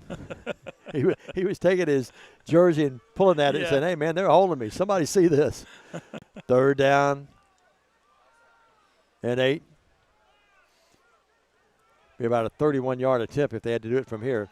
Rucker on the quarterback keeper keeps it and is hit, but he dives his way to the 9-yard line. Well, interesting call for Mr. Bright and Mr. Jasper, and no delay on the call. They send in the field goal unit. Great call right here. Right call right here by Coach Jasper. Put no hesitation, was it? No, it's 0 hesitation. 3:26 to go before half. You want to put some points on the board right here before halftime, 3 or 7, because they get the football coming out the second half. But yeah, actually at the 11, they'll mark, at the 16, be 26-yard attempt. Lyle the snapper, Roditas the kicker, and Johnson the holder. He missed 2 last week. The freshman from McKenzie. The snap forthcoming. It's back. Ball down.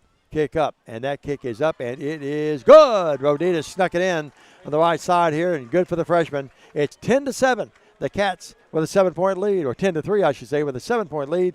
2:57 back after this with the Crusaders on offense after this 30 on Worthy Road Studios. 2:57. No matter where you are, you can shop 24/7 at HumboldtDodgeChryslerJeep.com with the area's largest used car inventory. Downtown is thriving, and the Blacksmith Restaurant is leading the pack. From the rustic dining room to the unmatched patio, eating local with family is what we're about. Live local, eat local, relax local.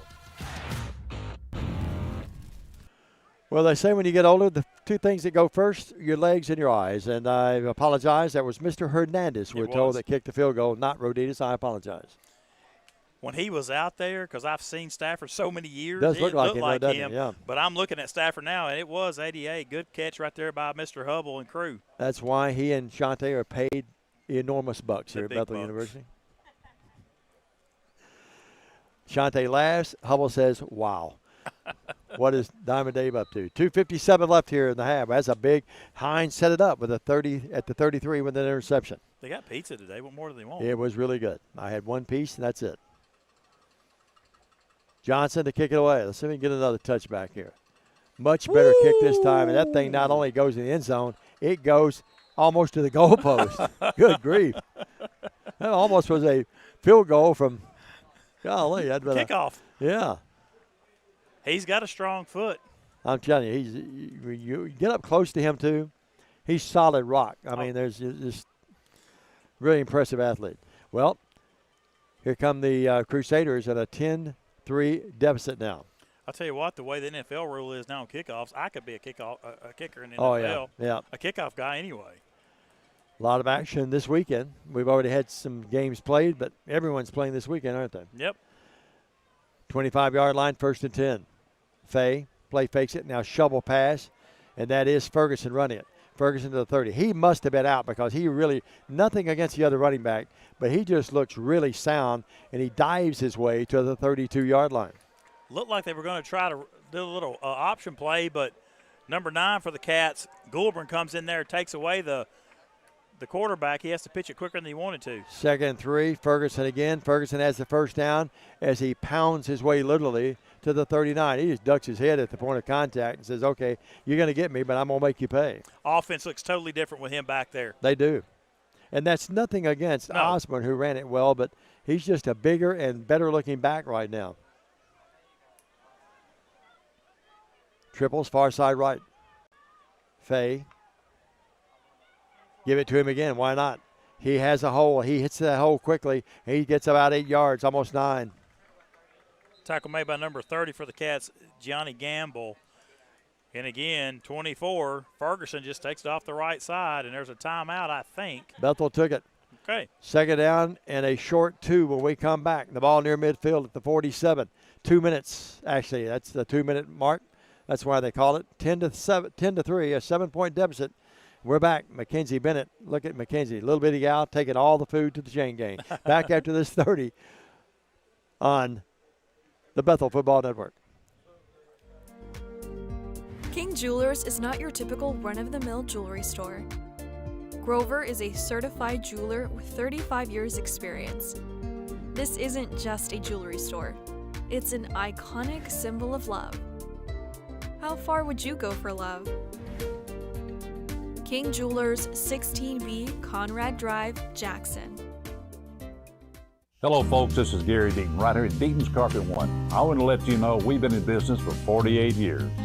Here's what I believe has made the difference. Our lifetime labor warranty on everything we install. Our healthy living installation, bacteria and germs cannot survive in our new flooring. Our beautiful guarantee, if you don't just love it, we'll replace it. It will make your flooring experience priceless. We're located on Freedom Highway, 1000 Highway 45 bypass in good old Jackson, Tennessee.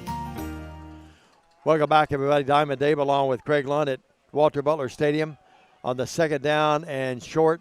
And second effort probably gave Ferguson the first down. Yeah, they switched the running back again right there, didn't they? Let's see if Ferguson. No, they went to Osborne that time. Went to the little bit maybe quicker back right there instead of the big heavy back. 1st and 10, the ball at their own 49-yard line. Fay looks, runs out of there, fakes the pass, and now dives literally to about the 46, and a flag comes in, I think. Let's wait and see. Whoa, it came in late. Yep. I thought I saw one earlier. I think they're going to get him. We hit him right as he hit the turf, and I think it's going to be personal foul. You hope it's not targeting. Let's see if we can get the replay. Here's the replay. Can we get that replay, Chris? Yep. Christopher Reasons, our producer. We do not have it. Sorry about that. No problem. If the flag was late, though. It was late. I'd already called it before the flag was thrown, but I thought I'd seen one. That's the first flag of this ball game. It's been a crisply played game. That's another reason with the 132 mark and the game not even 55 minutes old yet. They may be talking about. We've had 55-minute quarters here before. They may pick this flag up. They may. Nope. Personal foul. Late hit. Oh, with targeting. I thought he said no targeting. Did he say targeting? He went to the head. So they're going to look at it. Yeah, they're going to look at this one. Let's let them look at it. Reminding you, ladies and gentlemen, that our broadcast today being brought to you by Worthy Road Studios and the BallGame Blitz YouTube. Be sure and check out. You can become a member of the YouTube class there, can't you? You can go right to Worthy Road Studios and sign up for membership free of charge. And you can watch all the great things they do. They do everything. They do weddings, funerals. They do high school. They do all sorts of high school games. They do our games on Friday night with TCA and Bethel football. Today's game being brought to you in part two by Trevathian's Electrical Services, Carroll Bank and Trust, Anchor Transportation, Nicky Joe Stafford, Smith and that's real estate and auction, by the way, Smith and Smith Optometry, Carroll County Lumber Company, Hometown Health Clinic, Centennial Bank, also Joe Mahon up in Paris, and West Tennessee Public Utilities. We appreciate all of our golden sponsors. Sponsors are the lifeblood of any radio, TV broadcast, and I say it every Friday night when I'm doing McKenzie. Thank you, thank you. Can't say thank you enough to our sponsors. Paul Schultz, he never stops. He's doing union. They do union activities. They're volleyball today. Had a big night out there last night, big day, and a big day again today.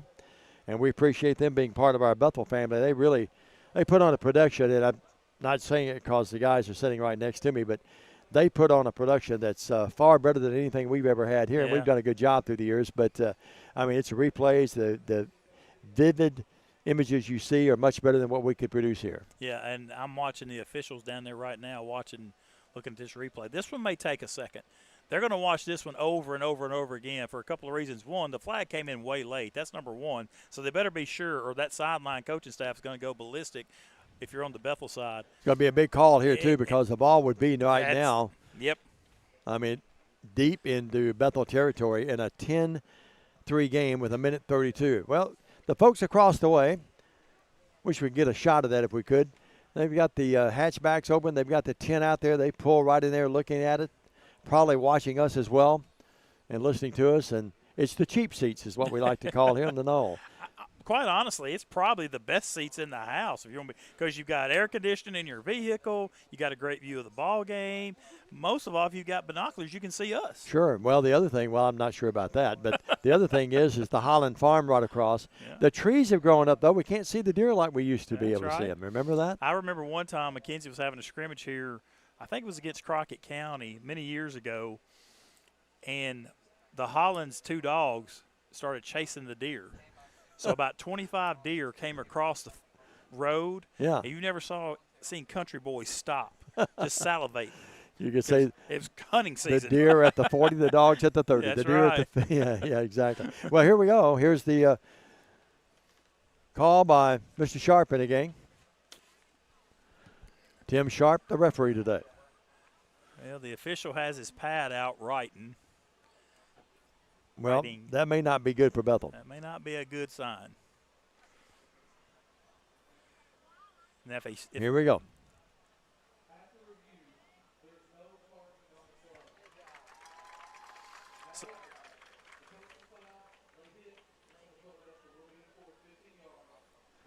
So good news that no targeting, but the bad news is they still get 15 yards. It could have been worse. It could have been worse. He's walking to Henry is one of my favorite lines here, down to the 32-yard line.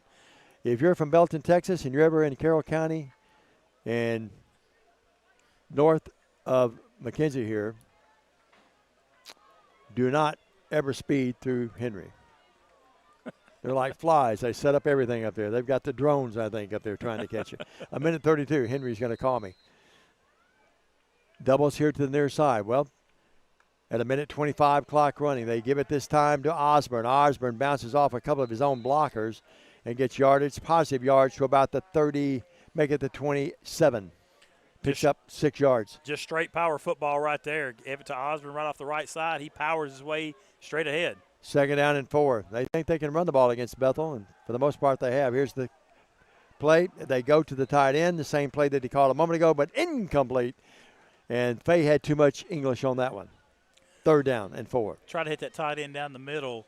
Just overshot him right there. Pressure came by Bethel's number 53, I think it was, maybe 55, Dante Walker. You know they want to convert here. They do not want to attempt about a 43 or 44-yard field goal. Right. The ball at the 27. Third down and 4. 1:03 left. Clock arrested after the incompletion. Fay drops. Fay looks left. Going to run out of there. No, he's not going to run anywhere. He's grabbed and tackled and tucked to the turf. And the big guy got him, that being T.J. Hart, who's had a heck of a game. Will be a 47-yard attempt right here if they wanted to attempt it. Ball lost or moved back after the loss back to the 32. Well, let's see, 32 and be a 49-yarder, wouldn't it? 49, yeah. 35 seconds, and I think the Crusaders are going to talk about it. They lined up like they're going to go for it. No, it's timeout on Bethel calls a timeout. We'll take one with them. 34 seconds. Big play when we come back. I would think they'll probably go for this. Back after this 30 on the Bethel Football Network. Great American Sports. Make sports an addiction. Located at 125B Old Hickory Boulevard, East in Jackson. We specialize in teen sports for youth leagues, schools, and churches. We can embroider and screen print team uniforms. We also have sports equipment, Under Armour, and Adidas clothing, and anything else you need for your teen sports. You can email or call us for all your teen sports needs. Great American Sports. Make sports an addiction. President Perry Moles will join us. He's expected to join us. He's going to go to Dr. Prosser's funeral, so we hope we can work that out, that he can be here for a few minutes right at halftime. Yet to be decided, though, what's the score going to be at halftime? The ball is resting at the 32-yard line. If the Crusaders don't get this, a quick timeout by Coach Jasper coming. 34 seconds left. They're going to go for it. Fourth down and 9. You watch it with us. Fay dropping. Fay throwing and throws it down there. It's going to be incomplete or intercepted. Ball thrown over the intended receiver's head. Fay took a hit right as he unloaded. And the Cat defense, like they did last week, steps up again. Who got the INT? It was one Clark. But Coach Jasper's going to have Here's the replay. We can see here. He's going to have a conversation with him. It was fourth down. We got to knock that ball down right there and get it back at the 32-yard line. That's Clark again. Clark had the fumble pickup for the 70-yard touchdown return, and now he picks up a pass. He picked off a pass, but he bends us inside the 5. Yeah. That's what Jasper was telling him, yeah. You can't blame the young man because you see that that's an interception. That's going into stats, baby. That's like when you're young, you say, look what I did, Mom. And then you go, uh-oh. Well, the ball's at the, 3-yard line? Cats have 2 timeouts left with 27 seconds to go before half. 2-yard line. Rucker stands in his own end zone. Rucker hands it off. Kaysen breaks a tackle, breaks another tackle, and scoots his way for positive yards to about the 7-yard line, make it 8. How about that run? Pretty good run right there off the right side. Offensive line doing their job. And Coach Jasper's going to take this one to the house. He's not going to run another play. That's it. No. Do not want to chance anything here. And that's going to end the first half. Well, a defensive-minded half. A defensive touchdown. And the touchdown by Bethel was set up by D. Hines' interception. And the Cats lead at 10-3. We're back. And now we've got some little extracurricular activities. I'm not sure what that was all about, but hey, guys, let's have cool heads. Good sportsmanship. Let's go to the house. 10-3. Bethel leads by 7. Back after this 2-minute message with our halftime activities on the Bethel Football Network. Buy a car in your bikini. Buy a truck in your jammies. Buy an SUV in your, no matter what you're wearing or not. Shop JonesChevroletHumboldt.com with the area's largest used car inventory. We'll do Perry, and then when we come back, you do stats. Restaurant is leading the pack. From the rustic dining room to the unmatched patio, eating local with family is what we're about. Live local, eat local, relax local. For over 60 years, King Tire Company has been your go-to source for quality tires and auto care. Since 1959, we've been proudly serving the Humboldt community from our East End Drive location. Whether you need tires, oil changes, alignments, brakes, and more, King Tire Company has you covered. Tires from the name brands you trust, and in all sizes from ATV to light truck and beyond. Stop by King Tire Company on East End Drive today, keeping Humboldt rolling since 1959. No matter where you are, you can shop 24/7 at HumboldtDodgeChryslerJeep.com with the area's largest used car inventory. Downtown is thriving and the Blacksmith Restaurant is leading the pack. From the rustic dining room to the unmatched patio, eating local with family is what we're about. Live local, eat local, relax local. Buy a car in your bikini. Buy a truck in your jammies. Buy an SUV in your, well, no matter what you're wearing or not. Shop JonesChevroletHumboldt.com with the area's largest used car inventory. Downtown is thriving and the Blacksmith Restaurant is leading the pack. From the rustic dining room to the unmatched patio, eating local with family is what we're about. Live local, eat local, relax local. No matter where you are, you can shop 24/7 at HumboldtDodgeChryslerJeep.com with the area's largest used car inventory. King Jewelers is not your typical run-of-the-mill jewelry store. Grover is a certified jeweler with 35 years experience.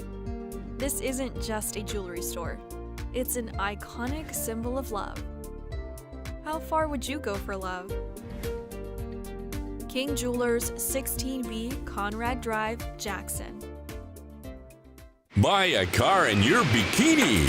Buy a truck in your jammies. Buy an SUV in your, well, no matter what you're wearing or not. Shop JonesChevroletHumboldt.com with the area's largest used car inventory. Downtown is thriving and the Blacksmith Restaurant is leading the pack. From the rustic dining room to the unmatched patio, eating local with family is what we're about. Live local, eat local, relax local. Buy a car in your bikini. Buy a truck in your jammies. Buy an SUV in your, well, no matter what you're wearing or not. Shop JonesChevroletHumboldt.com with the area's largest used car inventory. For over 60 years, King Tire Company has been a trusted name in quality tires and auto care, proudly serving the Jackson community for decades from our Old Hickory Boulevard location. With tires, alignments, oil changes, AC repairs, brakes, belts, hoses, radiator repair, and more. King Tire Company delivers the expertise and reliability you can depend on. Visit King Tire Company on Old Hickory Boulevard in Jackson today, where decades of experience meet top-notch service. Welcome back, everybody, to Walter Butler Stadium here in McKenzie, Tennessee. Diamond Dave McCulley, the Renaissance Regiment, about to perform. Steve and the gang do a great job, and we'll let you see a little bit of them and hear a little bit of them a little later. We're at halftime. The Cats, in a defensive kind of minded game again, lead the game 10-3. Cats trail 3-0, and then Clark with a 70-yard pickup of a fumble for a touchdown, and then the D. Hines interception. Buy a car in your bikini. Buy it. Out of that, and they lead the game 10-3. We are graced by the presence of our new president. Dr. Perry Moles is with us, and Perry, great to have you with us. And first of all, we'll talk about your legacy coming here to Bethel and what you're anticipating seeing here at Bethel in days to come. Let's talk about the game a little bit. You and I both agreed it's been a really good game to cover thus far, and you're talking about the weather. It's been a great – God has blessed us with a great weather day here in McKenzie, but defensive kind of minded game, isn't it? It's an incredible way to start. We've had 2 games in a row where the defense has just absolutely shined, and then to be able to come out here today, 75 degrees, crystal clear skies. I mean, I know God didn't go to Bethel, but he's obviously a fan, so we're going to take advantage of that. I'm really proud of these young men and what they're able to do on the field. They have just really performed spectacularly so far. They really have. Clark had the pickup of the fumble. You know, last week he had the big interception. But you look at this defense, and, I mean, rock solid and pretty deep. I've noticed on the broadcast they really deep kind of – we can bring people in, keep them fresh. And, you know, our offense looks great, too. Yeah, sure. And it's not to take anything away from them. They're playing a great game, and the defense is just it doesn't matter if they're, you know, close yardage to the end or if they're way downfield, they are really making some big plays. One of the hardest hits I think I've ever seen in my life in the first quarter that resulted in a touchdown. Just really fun to watch them play that way. These coaches do such a great job. They recruit great kids who are kids they're men of character. They work hard every day, and you can see when they come together as a team, that's just a beautiful thing. No doubt about it. Well, get your thoughts about what we anticipate in the second half in a few minutes. Let's talk about Perry Mose, though. I know you're happy to be at Bethel. It is such a great place to be. You know, I've been in Tennessee for 16 years now, going on 17.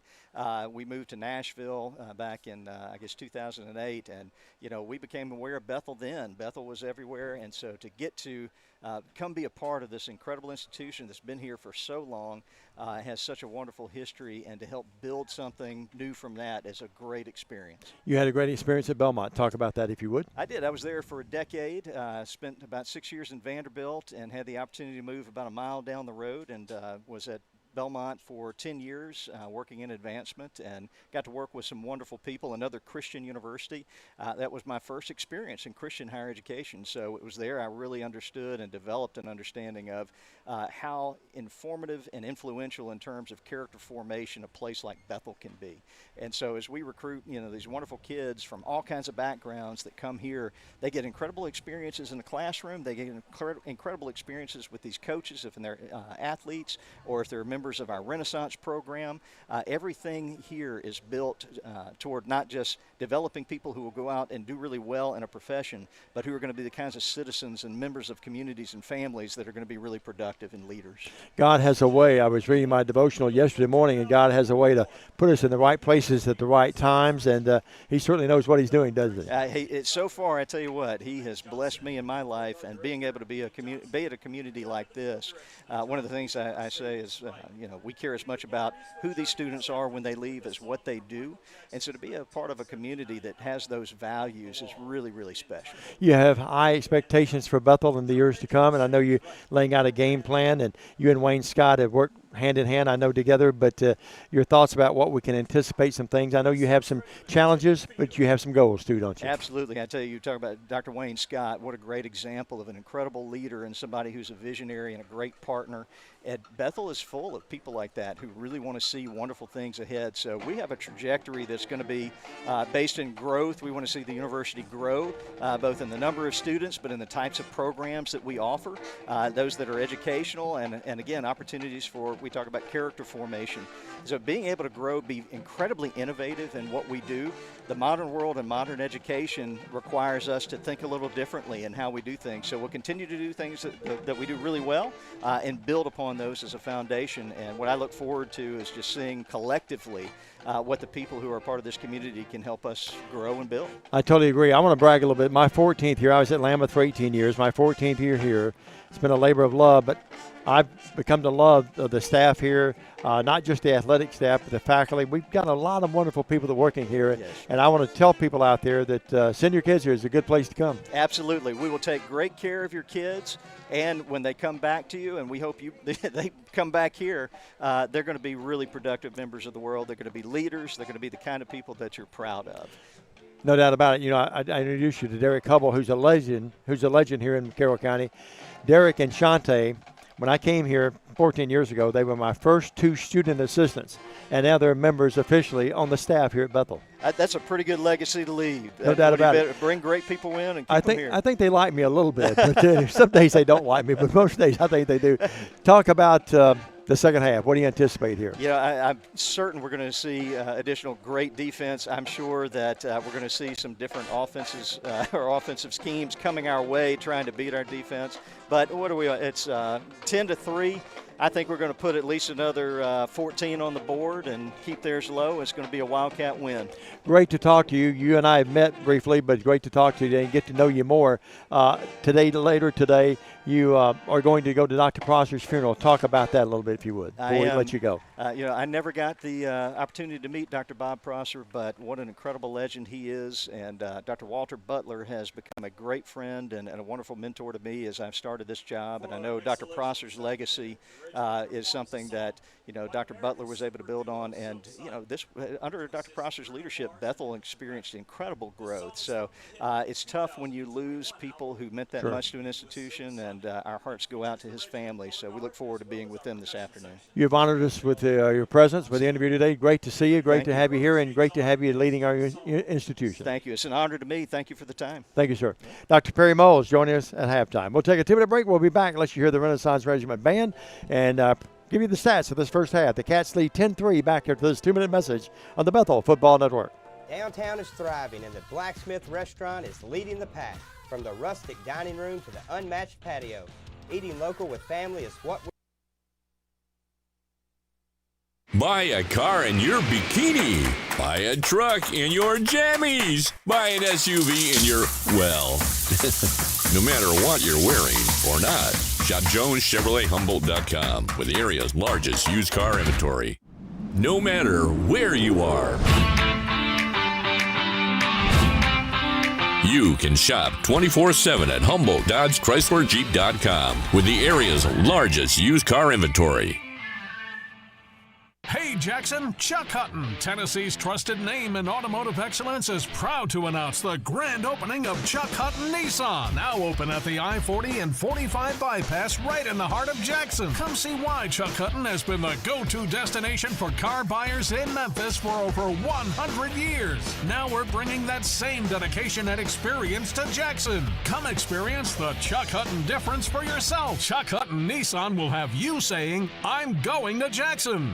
Roberts Jewelers, West Tennessee's premier luxury diamond jewelry store, family owned and operated for 78 years. Owner Janet Silver has a passion for hand selecting the best luxury jewelry from around the world. Roberts has the largest estate jewelry and diamond selection in West Tennessee. Roberts does custom design jewelry in their RJ Case state-of-the-art custom design studio. Chris Case is the most certified jewelry design expert in the area. Book your custom design experience now at RobertsJewelersinc.com. Roberts Jewelers, 405 Van Drive, where West Tennessee gets engaged. The award-winning BallGame Blitz Sports Network from Worthy Road Studios. Over 1 million views in 2023. We're where you need to advertise. Subscribe to our YouTube channel and join over 4,700 subscribers watching local sports. The Jackson Rockabillys, Union University, South Gibson County, USJ, TCA, and Peabody. Multi-camera broadcasts, slow motion instant replay, on-screen scoreboard and graphics, and professional announcers. Thanks to our sponsors who make it all possible. The BallGame Blitz Sports Network from Worthy Road Studios. The premier sports broadcast network in West Tennessee.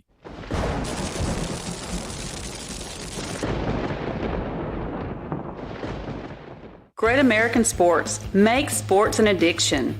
Located at 125B Old Hickory Boulevard, East in Jackson. We specialize in teen sports for youth leagues, schools, and churches.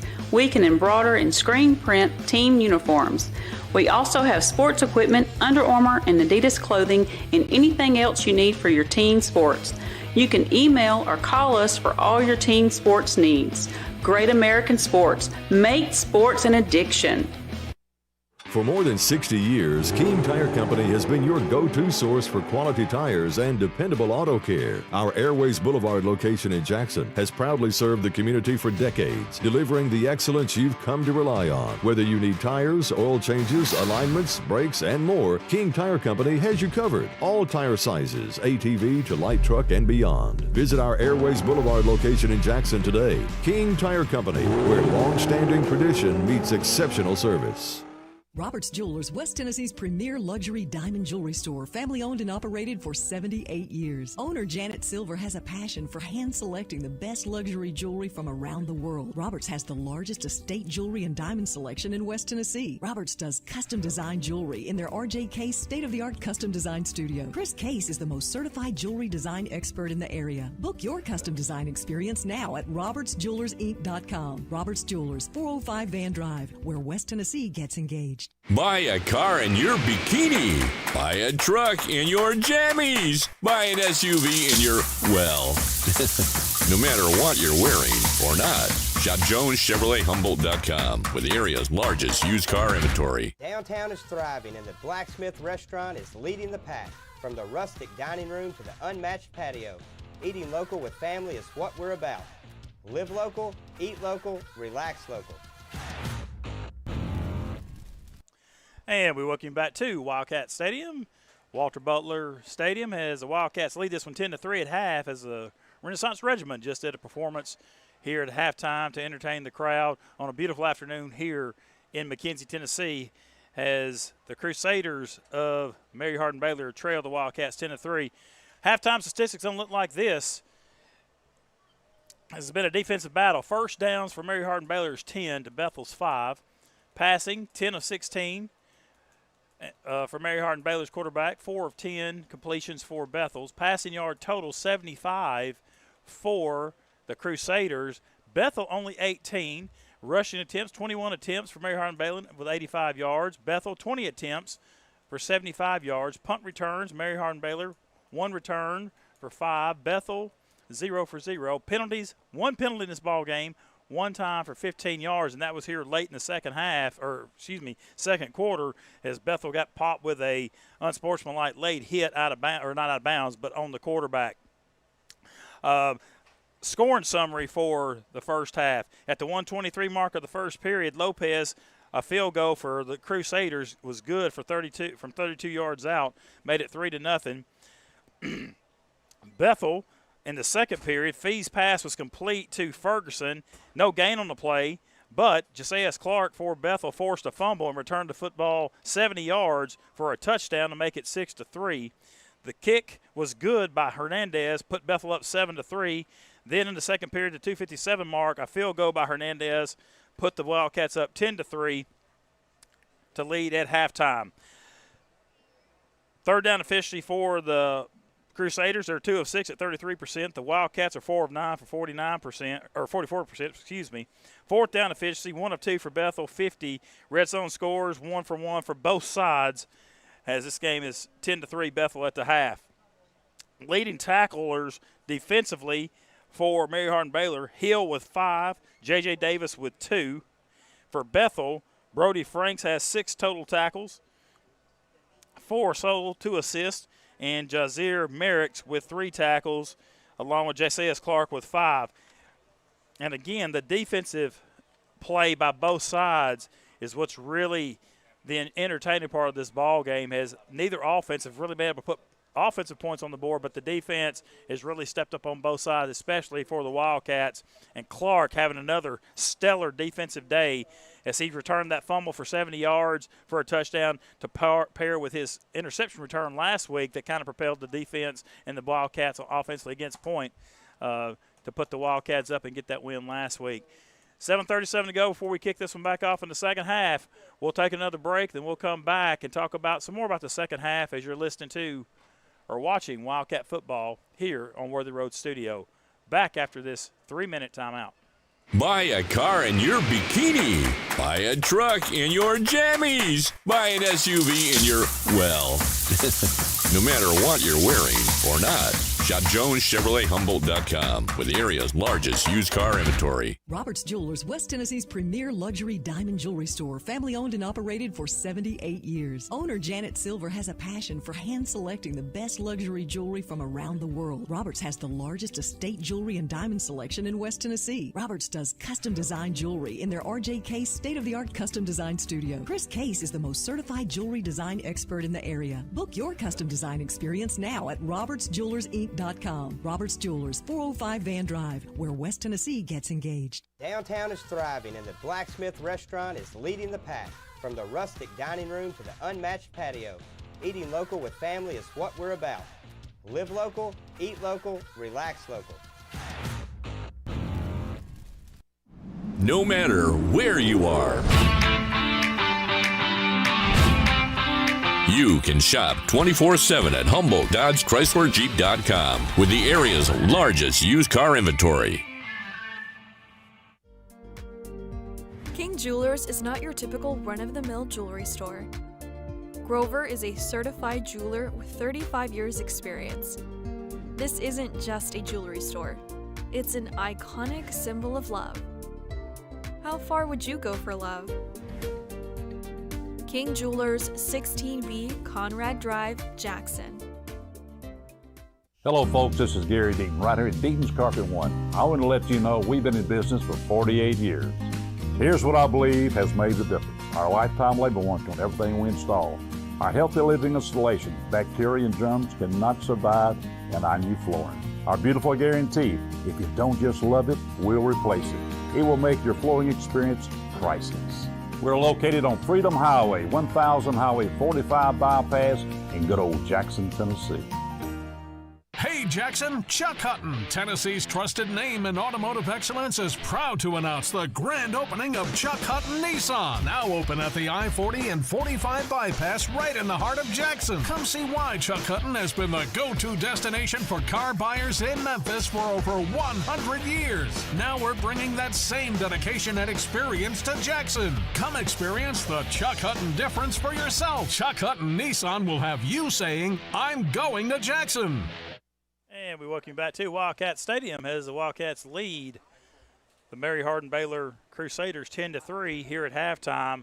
A defensive struggle, or stand, on both sides, an offensive struggle, I should say, as neither offense has really been able to produce a lot of offense scoring-wise in the first half of play. Running game strong for the Wildcats. Mary Hardin-Baylor trying to do a little bit more balanced attack, but the defense for the Wildcats has really kept them in check. Defend the pass pretty well along with the run, as both sides are still trying to figure out the key to success on the offensive side of the football. Going around the country, scores of interest, if anybody is not paying attention, Texas all over Michigan 31-6, 1:52 to go in the fourth period. Arkansas and Oklahoma State all knotted up 28-28 with 1:56 to go in the fourth. That game, Arkansas had a 21-10 lead at one point. Tulane and Kansas State, 34-27. Kansas State over Tulane, 5:10 to go in the fourth. Georgia Tech. Tennessee Tech trailing Georgia in the second, 24-0. No surprise there. 34 seconds to go before halftime. Then a final, Penn State struggling against Bowling Green today. They win 34-27.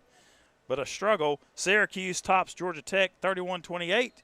And those are the scores of interest from around the country. Games later people may be interested in. Ole Miss takes on MTSU at 3:15.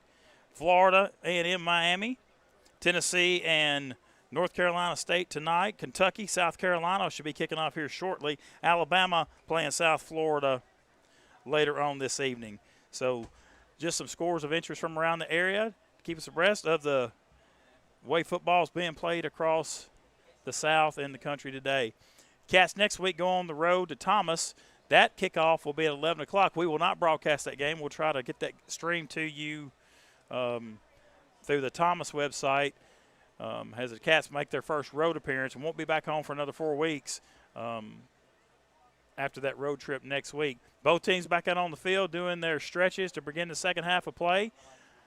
Mary Hardin-Baylor over there stretching out. Wildcats doing their calisthenics. Got about 2 minutes before the second half kicks off. We'll go back to the station, pay some more bills. We'll come back with the second half of action as you're listening to Wildcat football here from Walter Butler Stadium. Back in 2 minutes.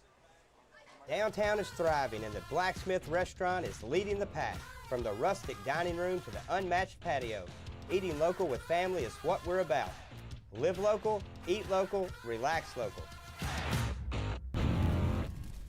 Buy a car in your bikini. Buy a truck in your jammies. Buy an SUV in your, well, no matter what you're wearing or not. Shop JonesChevroletHumboldt.com with the area's largest used car inventory. Great American Sports. Make sports an addiction.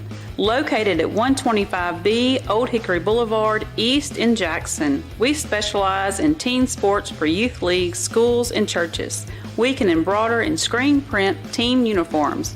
We also have sports equipment, Under Armour, and Adidas clothing, and anything else you need for your teen sports. You can email or call us for all your teen sports needs. Great American Sports. Make sports an addiction.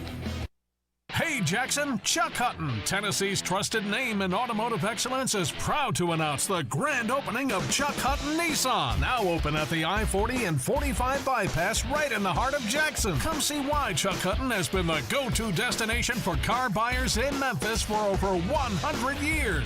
Now we're bringing that same dedication and experience to Jackson. Come experience the Chuck Hutton difference for yourself. Chuck Hutton Nissan will have you saying, "I'm going to Jackson." Buy a car in your bikini.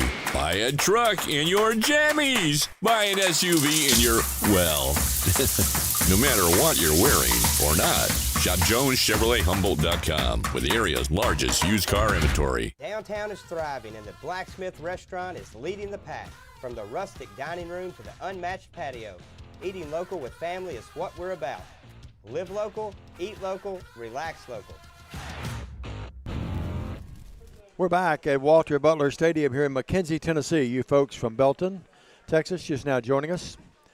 We've been deadlocked in a defensive kind of battle, obviously, 10-3 your score. And the bottom line is we are 120 miles west of Nashville, 80 miles east of Memphis on I-40. So if you're ever up in this part of the country, just stop in Jackson. That's where I live. Say hello. But we're back. Craig Lund, 10-3. It will be Bethel kicking it off here. What do you expect in this second half? Honestly, I think defensively you're going to keep doing what you're doing. The key to victory for either one of these teams, who can crack the offensive secret to cross the goal line with a touchdown that doesn't require the defense to return a fumble or an interception, because that's been the issue. We've been driving the ball, both sides, positive yardage. Just when you get down close to the red zone, you kind of putter out and you got to punt it away. So whatever team can figure out the success to that, to move the ball down in the end zone, probably going to win this football game. And what appears is going to be a close, maybe who's got the football last type football game right here. Mary Hardin-Baylor is out, as you had the stats a moment ago, 160-93 in offense. Yeah. So Mary Hardin-Baylor's got the advantage statistically wise, but on the board, the Cats winning. Well, the two mistakes, the one that was fumbled and Clark picked it up and went 70 yards, and then the Hines interception on a poorly thrown ball. Faye's been pretty solid, but he'd like to have that one back, and this ball will go out of bounds, and so they'll move the ball up. And it will be the infraction on the Cats. Not a great kick by Johnson, which surprises me a little bit. Only the second penalty of the football game, both against the Wildcats. So they're going to have it, or Mary Hardin-Baylor Crusaders will have it 1st and 10. We had the personal foul on that one. Yeah, that was it, yeah. Well, 1st and 10. We put 15 minutes on the board here in McKenzie, Tennessee. Texas pounding Michigan. Arkansas had the lead, letting it get away, but Oklahoma State has it 1st and goal in a tie at 28 all. We don't have any league scores for you. This is one of several games being played around the league in the Mid-South Conference. I would like to see that point Lindsay score if we could get that somehow. We'll see if we can get Shante to look up that for Lindsey Wilson's website. Chris Wells in the game. We'll see Chris in the game down here later. He used to be the SID for the league, but Will Hickey, the new young comer, is the SID of our league now. Well, they'll make Bethel kick it again. Interesting. Back to receive this kick will be Judge. Okay, so we know we can put the ball through the end zone. So I would have taken it on the 35 instead of maybe the 20. Yep. Demarion Morris is the other deep back. I agree with you. Unless they're thinking we're going to kick it high to try to get the return right here. Yep. Two gifted returners back there. Yeah. So Johnson will kick it up from the 30 this time. One of his worst kicks of the year. Only played 2 games, of course, and he'll kick it off here. Kind of like when you ice the kicker and he kicks it and puts it wide right on the field goal, then you give him another shot, he nails it through the bottom. Here's the kick, and guess what? Well, it doesn't meet you. It died on him. I thought that was going to be an end zone. The wind is out of the north. Nick caught it. Coming it back was Judge. Judge is at the 20-yard line, and Judge at about the 27-yard line. Bethel says they've come up with it. I think that's going to be ruled out, I think. Yeah, I think you're right. Now we think about it, the wind is blowing. Out of the north. Right, so that held that football up. And that gust of about 15, 20 miles an hour. Well, the Cats, see if they challenge this. And Coach Jasper does. He throws his flag out there. Cats come up with a football, so they're going to have to watch this one. Will be our fourth replay of the game. Here we go, right here. Here's the replay. Can't tell from that. Can't tell from that. Just can't tell from that. No. Well, the Cats defensively and special teams has been brilliant. Let's see. Can we see that again? Yes, try to see it again. Ariana doing a great job with that replay. Here it is. Here's the kick by Johnson, and we'll let you sort it out for us, Craig. Here we go. Going to get the ball about the 8-9 yard line. Returns it back to the far sideline. Looking in right here. Gets wrapped up at about the 32. Couldn't tell if they the ball is out. I can see it. The ball was out. And Bethel says they have it. And the guy that came up with it is Markel Crawford. They've already decided. They gave it back to the Crusaders. Yeah, the Crusaders maybe got a break there. And the 34-yard line's the line of scrimmage. And the running back gets up to about the 36 or 7. Did Jasper pick the flag up? No, they told him that he couldn't challenge 42. Okay. Okay. All right. My Derek Hubble, our statistician, he's at the top of his game, isn't he? I'm glad he They knew say the that. ball was blown dead. Good job by our replay. Adriana and the gang and Chris. Pitch back. There's Ferguson. Ferguson to the 40, to the 43 or 4. Very close to the first down. Boy, you really like the way he carries that football. Sure enough, that was an option play right Sort there. of glides, doesn't he? Yeah, he surely does. He does. And, again, we played the option great. Quarterback was able to pitch it out there at the last second. That is a first down. We played 1 minute of this third stanza and a 10-3 Bethel lead. Fay in that quarterback position in the shotgun. Has Ferguson to his right, changing the play now. Doubles each way. Actually, one receiver top of your screen, the tight end off the line a little bit. They give it to Ferguson. He follows the block. He keeps his legs churning, but Brody Frank says, no more churning, son, and you're down for about a 3-yard pickup. He kept his feet going, and Franks did a good job of twisting him around where his feet was still churning. He's going the other way. Here's a replay. Straight hand off to the right side. Boom. Franks meets him, spins him, pulls him backwards. First game of the year for the Crusaders. They're a good-looking football team. They've struggled offensively like the Cats have today, though, and you can credit both defensive units with that. Hand off to Ferguson again. Ferguson hits the hole this time and scoots his way across midfield to about the 49. Tackled by a host of Cats there. And on the stop was Randall Foster with the initial hit. So it's 3rd and about 4, Craig Lund. So big opportunity for the defense right here. Not in two-down territory if you're the Crusaders, I don't think. Ball just over the 50 at the Wildcat 49. 3rd down and 4. See what they dial up here. They dial up Osborne. Osborne's not going to get the first down. Going to be about a yard short in the Cats' hole, and they'll have to make a decision. Do they punt it or do they go for it at 4th and a yard from the Bethel 47-yard line? Got to get to the 46. Bringing in a fullback and bringing in a bigger right or left tackle. Yeah, they bring in the big guy. That's Tyler Woods, 226 foot. 4th and a yard. Here's the quarterback keeper, and he's going to get the first down and more. Great play call. And then just sets on his rear end at about the 42-yard line. That's a nice play call. It was a play call. I thought he gave it to the fullback going off right, and he pulls that out from the gut and boop, gets the first down. There it is. Just watch him sit down here. Said, I've seen enough. I've got the first down, and I'm not going to get hurt. I don't blame him. I don't blame him either. 1st and 10 at the Bethel 42. Down by 7. The Crusaders are doing just what their nickname would say. They're on a crusade. Here's the play fake. No, they hand it off. That's going to be Osborne carrying it. Osborne. Fay does a really good job with his play faking, like Rucker does for Bethel, and he's inside the 40, the running back Osborne. So they go with Osborne, then they go back to Ferguson. They go back to Osborne, then back to Ferguson. Right now it's Osborne's time to shine. Final, Lindsay 33, point 20. Well, that game at point, competitive. So point might be better than we thought they were a little bit. Absolutely. Lindsay's in the top 20. Nothing that time for the running back as he's stymied. But he does pick up positive yards, maybe a yard or two. The ball is going to rest at the 36. They have to get to the 32 for the first down. 3rd and 4. So it looks like the Crusaders are set on the ground and pound game right now. Chew the clock up, maybe punch one in, make us do the same thing, or force us to throw the football, something we're not comfortable doing right now. I was downstairs, and several people stopped me and said, boy, that was a quickly played first half. I said, you'll jinx the second half. Be quiet. Yeah. Here's Fay, the quarterback. Osborne has it. Osborne's not going to get the first down. He barely gets back to the line of scrimmage. If he did that, and that right side of that defensive front just snuffed him. They've run that play 4 or 5 times on this drive right here, and that time the linebacker scrape over, fill the holes, backside comes in, finishes it up. Well, they obviously don't want to put the ball in the air, do they? No, they don't. They're not trying to throw the football. 4th and 4. He gets back to the line of scrimmage. The ball just short of the 36. And right here, you're in that area where you can throw or run it because you're not giving up a lot of field if you don't get it. Fay. Oh, he drops. jumps. Fay looks. Fay throws. Tight end open. Tight end caught at the 15-yard line. That's a big target.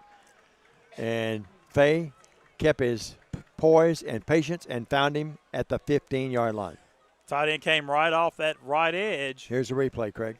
Just sit down right there in that hole, and the quarterback with good line protection able to throw to the big guy, number 84, Golly Bill, 6'4". He's a big target. Only time they've thrown the ball in this series. Here's Fay.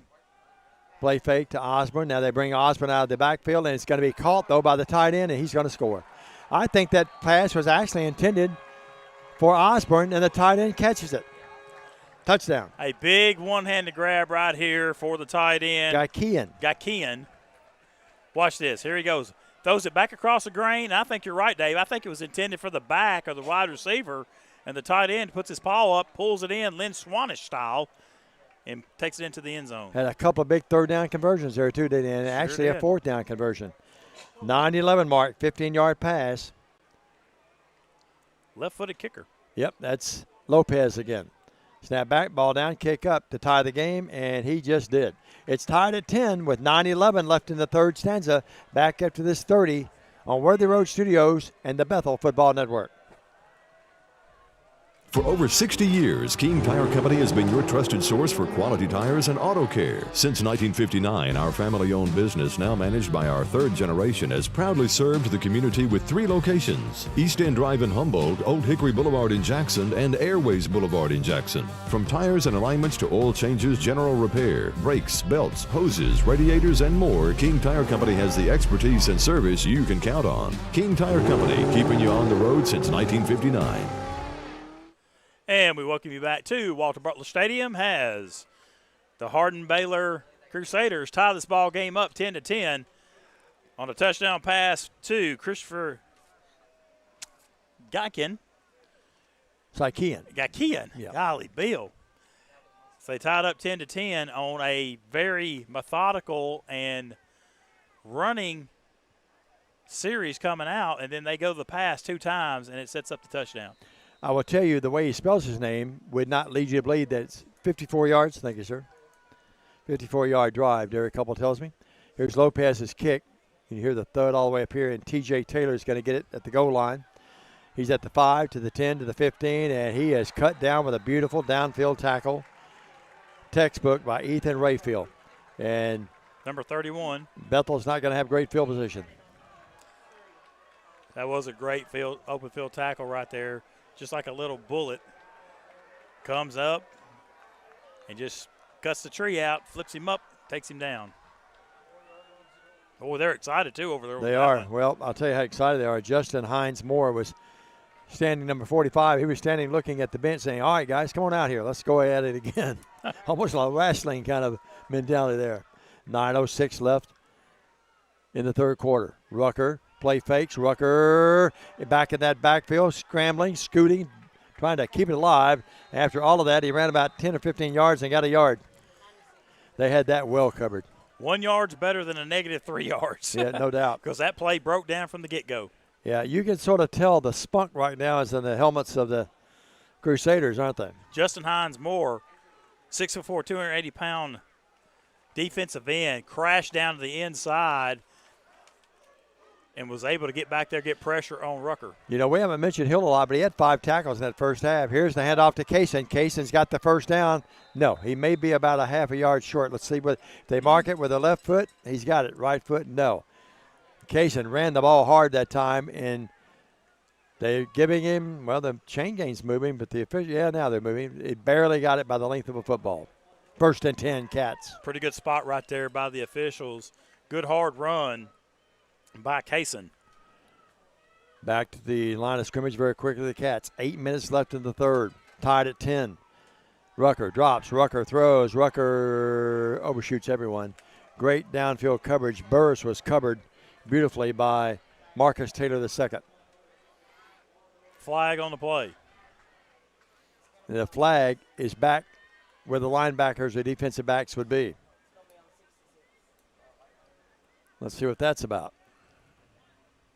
I guess for a hold, maybe. Normally when it comes there, though, it's a defensive variety. What do you tell us? Downfield. So we got out of that 3-yard box right there. Yep. So they move the ball back now to the 20-yard line. 21's where they will rest on this turf field. 7:53 clock stopped. Tied at 10-10. Impressive drive to tie the game by the Crusaders. Now the Cats trying to be impressive on this side. Kaysen runs it hard. Kaysen runs very low. Kaysen's to the 25, and then they take him down. Hill with a stop. Tackle made by number 0, Duran Hill. There's your guy. Finally made that play, but Kaysen, good job getting the ball back to the original line of scrimmage right there. It's been a cleanly played game It and has. good sportsmanship, but you sense now it's getting a little chippy. You notice that? Get a little bit of chip. It started right there at halftime. Well, it is football, isn't it? It is. 2nd down and 10. It's not supposed to be flag football. It gets chippy in our office every once in a while when Shante and Hubble are going at it. 2nd down and 10, 7:18, clock running, 3rd. Rucker, big 2nd down play. Rucker, they come with the blitz, and the Cats catch it. And the Cats have Cashin. Yes. And look at him run. Good block. Kaysen 50, Kaysen 45, Kaysen 40. And now flag back here at about the 42-yard line. They're going to get us for an illegal blindside block. Kaysen caught that ball and weaved his magical way upfield, then downfield. And I'm not sure the flag's going to be on. Let's see the replay on that one, Chris, if we can. Here's the replay, Craig. It's going to be on number 70 for us. It's a blindside block. You'll see it coming in right there. Yep. I wasn't 70. Excuse me. I got to say it's probably a good call right there. That was a good call. That is momentum turner there. The good news is it is a spot foul. So it's 2nd down, less than a yard at the 35. The bad news is it just a big momentum play just went for naught. Yep. You're back at your 35 instead of inside their 35. Yep. Cats bring in very quickly. They bring in Jarvis Stockton. He's going to be the right. Kaysen had those wheels turning, didn't he? Sure did. Play fake. Rucker throws. Rucker out here to T.J. Taylor. Yes. Caught it. T.J. Taylor. First down, Cats in Crusader territory. That was a well-thrown ball and a great pattern run by T.J. Taylor. Here's the replay. Rucker puts it on a dime, drops it in the bucket right there to Taylor on the sideline. Does a good job putting both feet down. That was good in the NFL. That's as good as Rucker's thrown it this year. It is. Beautiful thrown ball. And the timing, beautiful. 1st and 10 at the 42-yard line of the Crusaders. Hash mark left. Handed off and hit at the line of scrimmage, and falling forward a little bit is Jarvis Stockton. Going to pick up about 3 on the play off the right or left side. Well, both offensive units looking a little more at sync this quarter, aren't they? A little more proficient. Yep. 5:55 left. Now they make it 5:45 left in the third quarter. We actually let our defender get off our block right there, and he came and made that tackle. Cats decked down that black today. Not our favorite uniform, but favorite in the fact that we can read the numbers beautifully. 2nd and 8. It's a short 8. Hand off Stockton. Stockton runs right, and nothing there. A loss of about 4 yards, or 3 yards anyway. Rule number 1 if you're a running back, don't stop your feet once you get the football. Cut it up and get what you can get, but whatever you do, don't stop and try to go again, because that gives the defense time to collapse down on you. That's what we did right there. Now a big play here, 3rd down and 11. Looking at 3rd down conversions in that first half, Bethel was 4 of 9. 4:50 clock running. 3rd quarter tied at 10. Mary Hardin-Baylor has come all the way up from Texas. A long trip. They stayed in Jackson last night. Here's Rucker dropping. Rucker looking. Rucker running out of there. Rucker running for his life. Now he's going to throw it and incomplete. Tried to hit Secker coming back to help him, but he ran out of real estate, and now it's 4th down. So what looked to be a promising chance for Bethel to move the ball deeper in their territory, it looks like it's going to be a punt now. And they bring out Braden Johnson. Doesn't need that length and that strong right arm or leg in this case. They drop back. They being the Crusaders to Marion Morris, and they also drop back there to Currian Judge. Try to hit that coffin corner right here if we can. Sideline warning against the Crusaders. They were celebrating the fact that they stopped him. You can't blame them for that, but the coach is going to say, guys, keep it moderate. And it will be Johnson standing. He'll kick this from about his own 45. See if the Cats have any hanky-panky up their sleeves. Nope, Johnson's going to punt it. High punt. They're going to hope it goes into the end zone, and it does. No, it stopped at the 1-yard line. Wow. What a play. What a play by Gabe Gray at the 1-yard line. Nice, great effort by Johnson, and then a great effort on the back end of it by Gabe Gray. Here's a replay. Dave, they're going to set that ball down inside the 1. My goodness. Fantastic job right here by Gray. If there's such a thing as a half-yard line, that's it right there. He's on it, yeah. I would think you're going to get a dose of Ferguson probably. Quarterback's probably just going to try to keep it and scoot out of there a little bit. I mean, he's going to be 5 yards deep in his own territory in the shotgun. Sure is. If you're Coach Springer, if you got a blitz, bring it right here. Yeah, Ferguson will have it. Ferguson hits the hole and doesn't get anything. He didn't get much. Brody Franks wrapped him up high. Other people got him low. Cats sitting on that, weren't they? Sure were. And that's the only call you got. Ferguson, 24 carried it, and 25 caught him and tackled him, along with help from others. May have got a half a length of football. Chapman in on the stop as well. Also was Randall Foster. 2nd down and basically 10 again. They give it to Ferguson. He has barely got out of the end zone. He barely got out. The ball got out, yeah. He barely got out of the end zone, or it would have been a safety. It's 3rd down and 10. The ball just right where it began a moment ago, inside the 1. Tackle's going to be the replay went dead, Hubs. Can't help you. 91 was there. That's Stidman. 93 was there, Chapman. Play fake this time. Fay wants to throw it, does throw it, and it is going to be intercepted. No, it's knocked out, almost intercepted.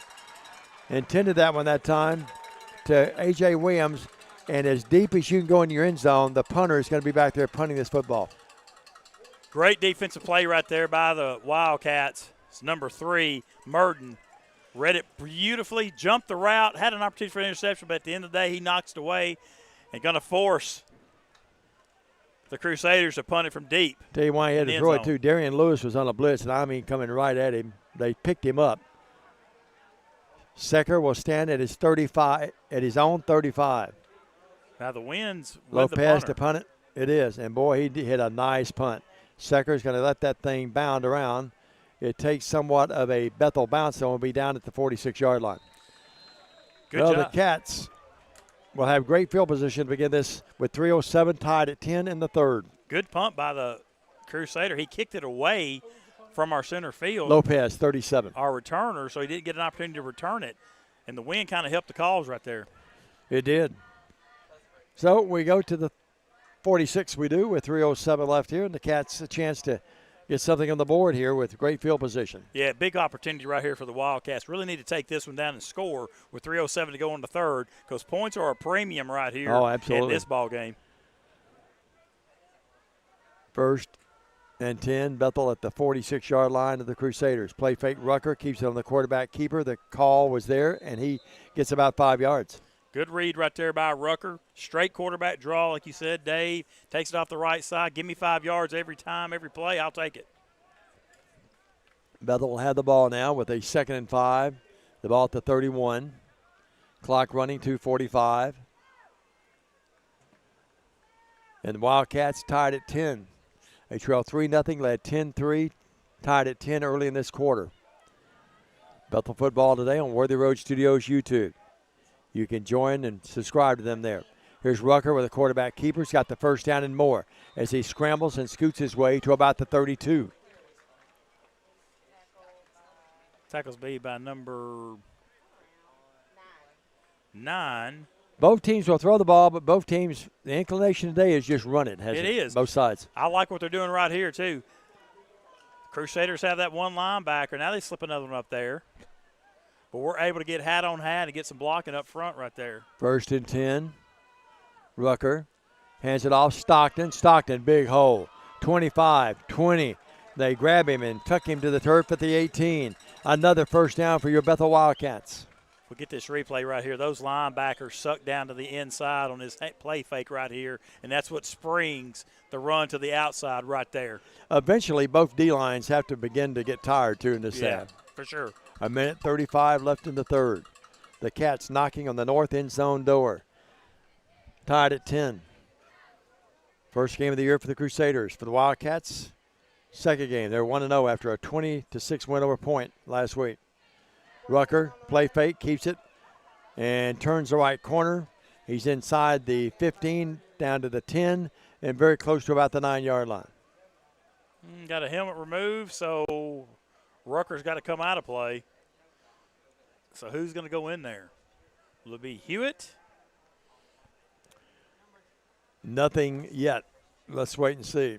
It's going to be number 2. It's going to be that's going to be Ben Nixon. Ben Nixon, yeah. Nixon will have Stockton to his left. It's going to be second down. He didn't get the first down. Second down at about 3. Ball at the 11. Nixon has it. He'll run the quarterback keeper and hit, and not much. Great defensive play by Demarion Morris. Not much there for Nixon on that one.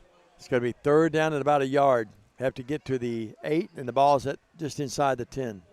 Didn't have any blocking out there. They did a good job beating the blocks. Sure did. 42 seconds. Nixon out of the game, and coming back in now, or coming in the game, will be Jacob Bowes, the tight end. Rucker's back in. Bowles is in there at the tight end position. Also in there, too, is Andre Neal. Bowles is right in behind him. They follow that, and, I mean, somersaulted, and no play at all. And I'll tell you, kid, it's really playing well for them is Morris. He is. Watch this replay. Decision time for Coach Jasper right here. Rucker trying to make that turn, but just came right in, number 7. Morris up in it, and it looks like the field goal unit is on. Hernandez will be called upon, and we'll sort it out for you after this 30-second message, just a 30 so we don't miss it. We have 15 minutes left in this one. It's tied at 10, back up to this 30 on the Wildcat Football Network. No matter where you are, you can shop 24/7 at HumboldtDodgeChryslerJeep.com with the area's largest used car inventory. Downtown is thriving, and the Blacksmith Restaurant is leading the pack. From the rustic dining room to the unmatched patio, eating local with family is what we're about. Live local, eat local, relax local. And we welcome you back to Walter Butler Stadium as we go to the fourth period. Knotted up 10-10 as the Wildcats and the Crusaders from Mary Hardin-Baylor in Texas have had a defensive struggle today, Dave Culley. Points are a premium. Wildcats have an opportunity right here to kick one through to go up 13-10 to start the fourth. Well, the Cats will send out Hernandez to kick it. And fourth down, I assume they're going to do that. That's what they were going to do when we went to the break. They may have changed things around. And Coach Jasper has the group around him along with Coach Bright. You got to take the No, points they're sending the offensive unit back out there. Wow. Rucker's coming back out. So that tells me Coach Bright trusts his offense, and Coach Springer and Coach Jasper really trust our defense to get another stop if we don't get it right here. I'm not sure what the coaching staff, they're really upset about something. Because he thought we were going to field goal. Instead, we're going Jaden Taylor has to go out there really quick. Play clock's at 12, 11, down to 10. And here's Rucker. Rucker in the shotgun. Rucker gives it to the jet sweep and running that football for the first down. That's going to be Burris. Let's see if he got it. I think he has it. Yep, he got it by about a yard. They go to Burris. And a couple of guys there on the tackle. But not before Burris will set the Cats up. First and goal at the 8-yard, make it 7-yard line. Got about another yard more than I thought. Stretched it out over there. They mark it at the, excuse me, Craig, is that the 6? No, it's at the 7, isn't it? It's hard to see. Right inside the 7 near the 6. Scoreboard First and got goal. 6. Hand off Stockton. Stockton lowers his head, bangs his way inside the 5, down to about the 3. Just power football right there off the right. Untangling them. Well, you like what Coach Bright and Coach Jasper did there. That might be a little cat and mouse game they played. Hey, let's take the quarter, make them think we're going to kick the field goal, and then we catch them by surprise. They were out there instead, but I think it sort of turned the thing around a little bit mentally-wise, don't you? It did. Well, yeah, it gives us momentum right there to get that first down. And, now we got a chance to go up by 7 instead of only 3. Second and goal at the 3. Rucker, the quarterback keeper, nothing. And they fumble the ball. It looks like the Crusaders have it. And they do. Well, the Cats turn it over. And coming out there with it will be number 32 came up with it. That's going to be Teron Brown, the defensive tackle. Number 32 recovered the fumble. Big momentum play right there. I don't know who forced it. There was a host of Crusaders there, wasn't it? It was. 4-yard line, first and 10. Rucker was trying to get some more just after he took the initial hit. Kept his feet going, but they were able to strip it out of there and jump on top of it. So the defense called upon again for the Wildcats, Dave McCulley. Well, Rucker kept it, coughed it up, and now Faye's out there with his offensive unit. Singles each way. Hands it off.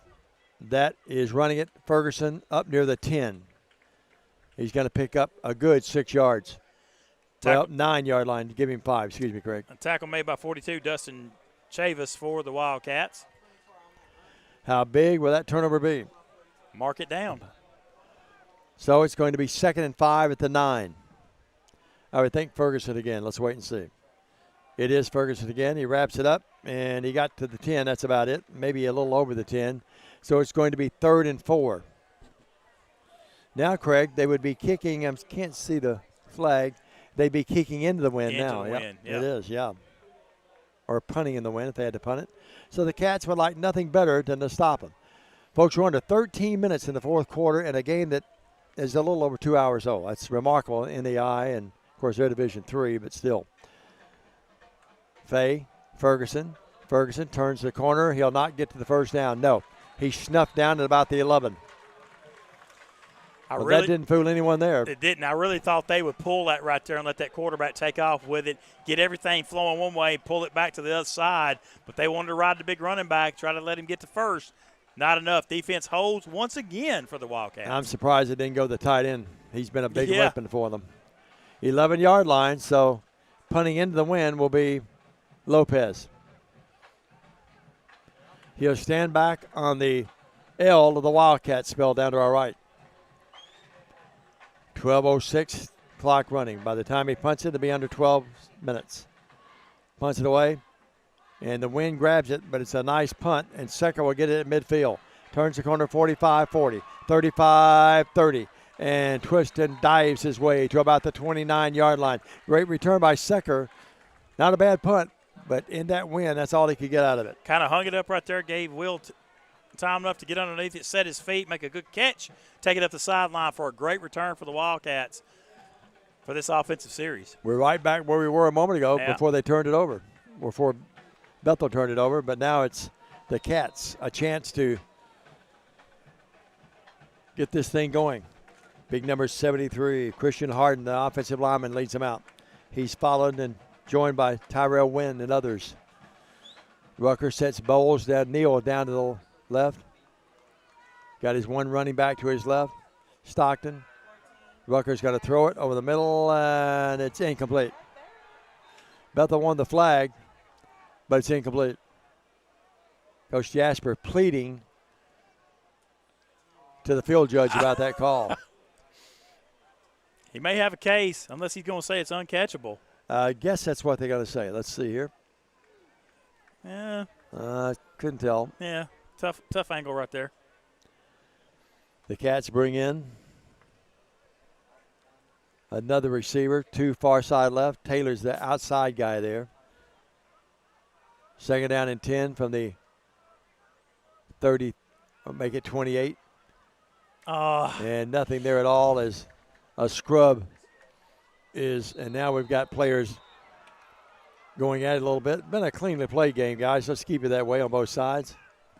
He could have bounced that to the outside. He may have had some more yardage in front of him. Too much at stake for both teams in this game to start doing any kind of foolish hanky-panky kind of stuff. And credit both teams. They've kept their composure pretty well. Third down and a good 7. Clock running. We approach the 11-minute mark. Two down territory for the Cats. Yeah, 10-10 game. Rucker has the snap.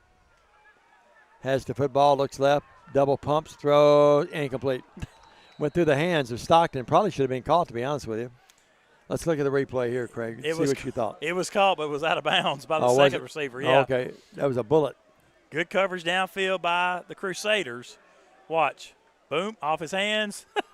Yeah. Right into the hands of T.J. Taylor, about 2 yards out of bounds. Well, the Cats are going to attempt a field goal. Wow. It's going to be Hernandez. This will be a 43-yard attempt with 10:51, kicking with the win.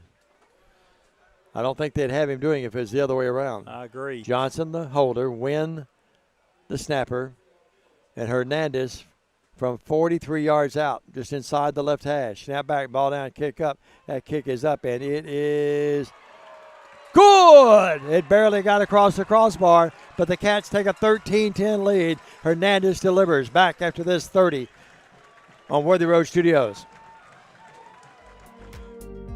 King Jewelers is not your typical run-of-the-mill jewelry store. Grover is a certified jeweler with 35 years experience.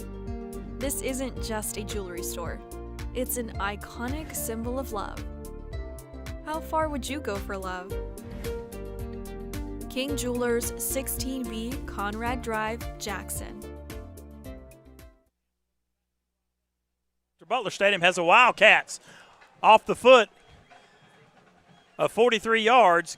Puts the Cats up 13-10 at the 10:47 mark of the fourth quarter, Dave. My other Cats kicking off a few minutes ago at home in Kroger Field, I still call it Commonwealth, against South Carolina.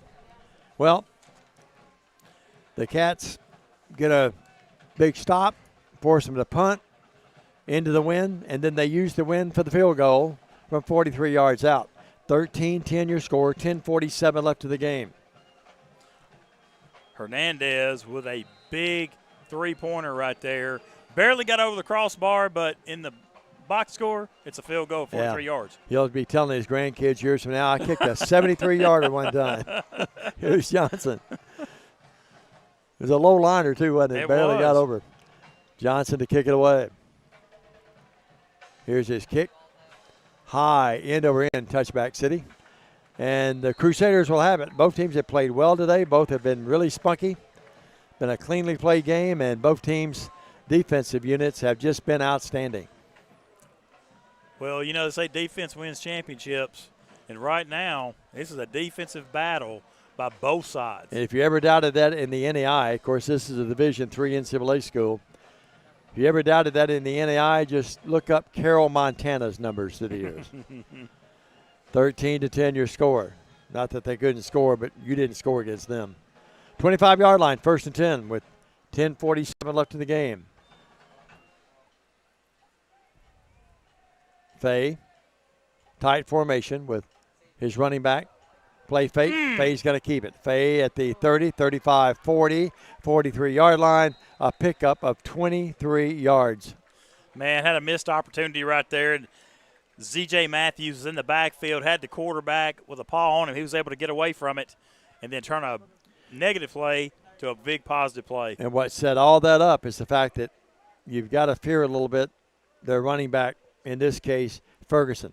They play faked it to him. They don't play fake it to him this time. They give it to him, and the Cats catch him. And back there with a nice stop will be, was that Matthews that got it? I thought it was Markel Crawford, Markel 33. Crawford, 33 got him. Well, no gain. As a matter of fact, a 2-yard loss. Under 10 minutes tied, or make it 13-10. The Cats untied it. Ball back now at the 43. 2nd and 12. Looking. Faye running out of the pocket. Throws it, and it's incomplete. Just threw that away, didn't he? He threw it away, and the coaches want intentional grounding, but I think they're going to say he was outside the tackle box right there. He was. And he had people about 5 yards from the ball downfield a little bit. Cats rumbling off here will be Dante Walker. He's played well. Also coming off will be Coach Jasper having a conversation with the side judge. Yep. 3rd down and 11. Almost 12. 9:42 left. Cats would love to stop them, get their paws back on it here. Back, Faye in the pocket, stays there, and almost intercepted. He went for his tight end again, threw it behind him a little bit, and coming up within a whisper, Brylan Jordan almost had an INT. Brylan Jordan, that defense was sitting on that. They were playing. That's where that pass was going, and they played it extremely well. Both the linebackers bail out, sits right down in that hole intended for the tight end, knock it down. So it's 4th at about 12, and Lopez will stand back inside. He'll get it away from about his own 30. Secker will stand at his own 30.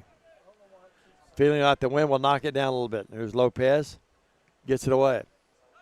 And that's at the 30s where it hits, and then it scoots and scampers its way out of bounds at about the 23-yard line. 1st and 10 Cats, leading the game 13-10. 9:30, a few first downs and a score would put it away. You're exactly right. And clock is definitely in our favor now. If we can just keep churning out first downs, let that clock roll. Well, the Wildcats offensive unit, like the Crusaders, has not had the best of days, but they have done enough to lead the game right now 13-10. We have a new quarterback in there. I think we do.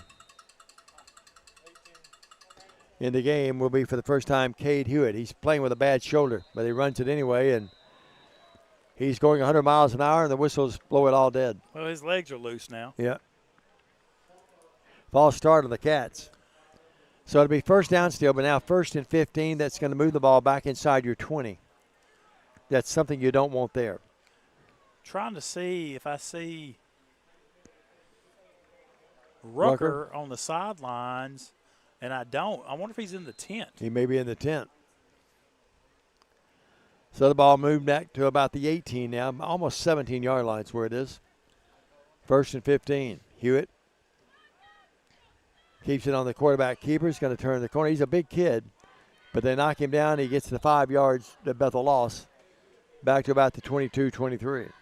Will Secker checking back into the game for the Wildcats. Here's a big kid, 6 foot, 235 is the quarterback.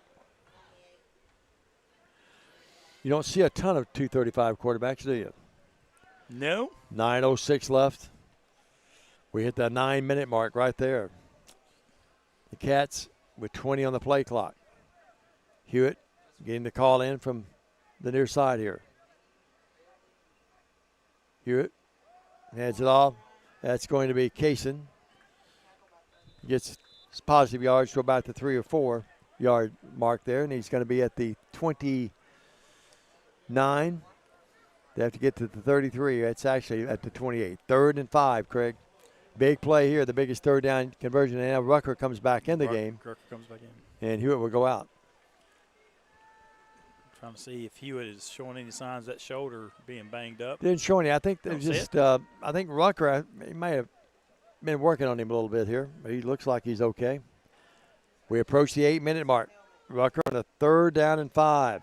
Rucker looks, Rucker throws. Got Caught it by T.J. Taylor at the 45-yard line. T.J. ran a great pattern, and Rucker blitzed him right. And now we got a flag back here at the 20, though. This is going to be a dead ball foul, I think, but I don't know on who.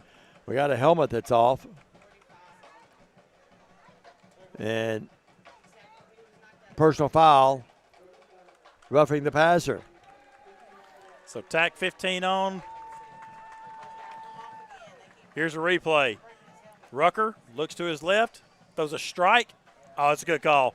Yeah. He delivered the ball, stood up to look at it, and then bam, got hit. So 15 yards at the end of the run. That's going to set the Wildcats up in great field position with 8:05 to go to try to close this thing out. Rucker's thrown the ball really well today at times. He has. 13-10. Bethel leads the game with 8:02 left. Now the ball all the way down to the 37-yard line of Mary Hardin-Baylor. Handoff, Kaysen. Kaysen looking. He does a great job just waiting, dashing one way or the other. He gets 9 yards. Hewitt back in there at quarterback now. But to your point, Rucker's throwing the ball a lot better this second half than in the first half, and that could be play design actually. Sure. A little bit like last week. Yeah. 7:35 clock running. Bethel leads the game 13-10. Now their game to maybe, I wouldn't say totally put it away, but make a big step to do that. 2nd and 1. Look like some movement along the offensive line, but I don't see any flags. No, neither. And then you've got the running back and very close to the first down. I think he has it. He does. Had to get to the 32, and he's at the 31. Looked like some movement. I couldn't tell which side of the line it was. I thought the defensive tackle moved into the neutral zone. Maybe he didn't jump enough, though. Another first down for Bethel. Well, the best case scenario here, run the ball till they stop you. Yep. Maybe put it in the air if you have to, but you run the clock is the main thing here, too. Out of the game for Bethel will be Arroyo. Bowles comes in. And Bowles comes in. Jacob Bowles, a former Cardinal of Adamsville. 6:40 left. Hand off. Boy, Casey, what a job. Wow. Just nifty feet. Great Still footwork. on his feet. He's still on his feet. He's going to score. He got in. Casey would refuse to go down. He made some jukes and some moves, made people miss, and then 2 people got him, and he took them in the end zone with him. Watch this replay, Craig. Wow. Sheer determination right here by Jordan Kaysen. Gets the ball off the right side. Stutter steps once. Boom, boom. Wrapped up, taken, carrying 2 with him, carrying 3 with him. The push from behind. He breaks a tackle across the goal line for the touchdown. What a play. And remember, they have an All-American linebacker right there in that area. Well, here's Hernandez in to attempt the PAT. Johnson, the holder, win the snapper. That's big there, 19-10. Oh, it's huge. Trying to make it a 20-10 game with 6:27. Snap is back, the ball is down, the kick is up, and it splits those uprights beautifully. 20-10, Bethel by 10, biggest lead that either team's had. We're back after this 30 on Worthy Road Studios in the BallGame Blitz. Hello, folks. This is Gary Deaton, right here at Deaton's Carpet We're One. talking about you on the air a while ago. We've been in business for 48 years. Here's what I believe has made the difference. Our lifetime labor warranty on everything we install. Our healthy living installation. Bacteria and germs cannot survive in our new flooring. Our beautiful guarantee. If you don't just love it, we'll replace it. It will make your flooring experience priceless. We're located on Freedom Highway, 1000 Highway 45 bypass in good old Jackson, Tennessee. Diamond Dave McCulley back here at Walter Butler Stadium in McKenzie, and Craig Lund. I was just talking. The way this game has progressed, a 10-point lead right now looks like a 20-point lead to some degree, doesn't it? Absolutely. The way the defenses were playing, the way both sides of the offensive styles have been played. If you're the Crusaders for Mary Hardin-Baylor, you got to think throw, throw, throw. Mike Jasper will join us after the game, talk about this one, preview Thomas next week. First things first, you've got 6:27, still plenty of time in this game. On a beautiful day, the Lord couldn't have blessed us with a more beautiful and spacious setting here as we have here today at Walter Butler Stadium. Walter not here. I'm sure he went to the funeral of Dr. Prosser. Sure. Former president who passed away recently. Thoughts and prayers with Tony and the family, Steve and the gang. Here's the kick by Johnson. Another touchback. And that one, that go through the uprights? I think it did. He's a weapon, isn't he? He is. Look at him coming off the field, though. He looks like he's on his last leg. I'm going to tell you what. If I'm that young man, I'm sending some tapes to some NFL camps. Yep, no doubt. The touchback, a lost art for years. It's come back a little bit lately, though. We've got a kicker at TCA that when he's on his game, he can knock it through. Well, 6:27 left. Mark it down. Ball at the 25-yard line. A must, you feel like, score here for they could go a field goal, but anything would help the Crusaders. Out of the backfield and running that ball, or actually off the line of scrimmage running it, will be who caught it? 23 out of the backfield. 23 caught it. That was Osborne. I was right. First down at the 40. Picks up 15. Over the middle again. Osborne again caught it. He's at the 47. Well, they're getting in the passing rhythm now and wasting no time right back to the line of scrimmage after a pickup of 8. 2nd and 2. And there's got to be some adjustment by the defense. They've been seeing run, run, run. Now we got to change our mentality a little bit. 3 down linemen. Linebackers creeping up in there. Now they go back to the line of scrimmage, and Osborne's going to carry it. Ball's that out. ball popped out. The ball is out. Crusaders say they have it. No gain. Maybe a yard pickup after all of that. It's going to be a true 3rd and 2 now. Clock running, 5.5 minutes left. I always like it. No matter who's got the ball, both sides are pointing, we got it. Look at Brody Franks. Yeah, that's right. Brody Franks is pulling up the britches there, tucking the jersey in. 3rd down and short. 2 down territory. And it will be. Oh! Is it picked up? Yes. It's intercepted. Well, he would like to have that one back. He being the quarterback, he's shaking up a little bit too. And coming up with that INT is Markel Crawford, his 2nd big play of the game. Great read right here by Crawford. Has the quarterback being pressured. He just flips it out there, and a dive-in interception by Crawford at the 48-yard line. Bethel, a couple of 2 or 3 first downs, and this game will be history. First time in history these teams have met. This is a good Mary Hardin ball club. Going to spot it down at the 47.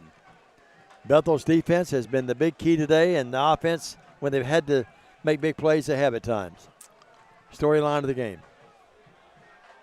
1st and 10 at the Baylor 47-yard line. 3 timeouts, each side still left. Hewitt back in there, quarterback. Going to run out of there, going to keep it, and going to get 2 or 3 yards. Downfield, it crosses the 45 to the 44, a pickup of 3, 2nd and 7. Flag on the play. That's going to stop the clock. See what we got. That's right at the line of scrimmage. It was after the play, so it could be a hold, could be a face mask right there at the line. Mr. Sharp getting the word from one of his officials. Pointing towards the Wildcats. Been a pretty well officiated game, would you agree? Oh, I agree, Yep. 100%. No qualms. Wouldn't matter if we had some, but That's right.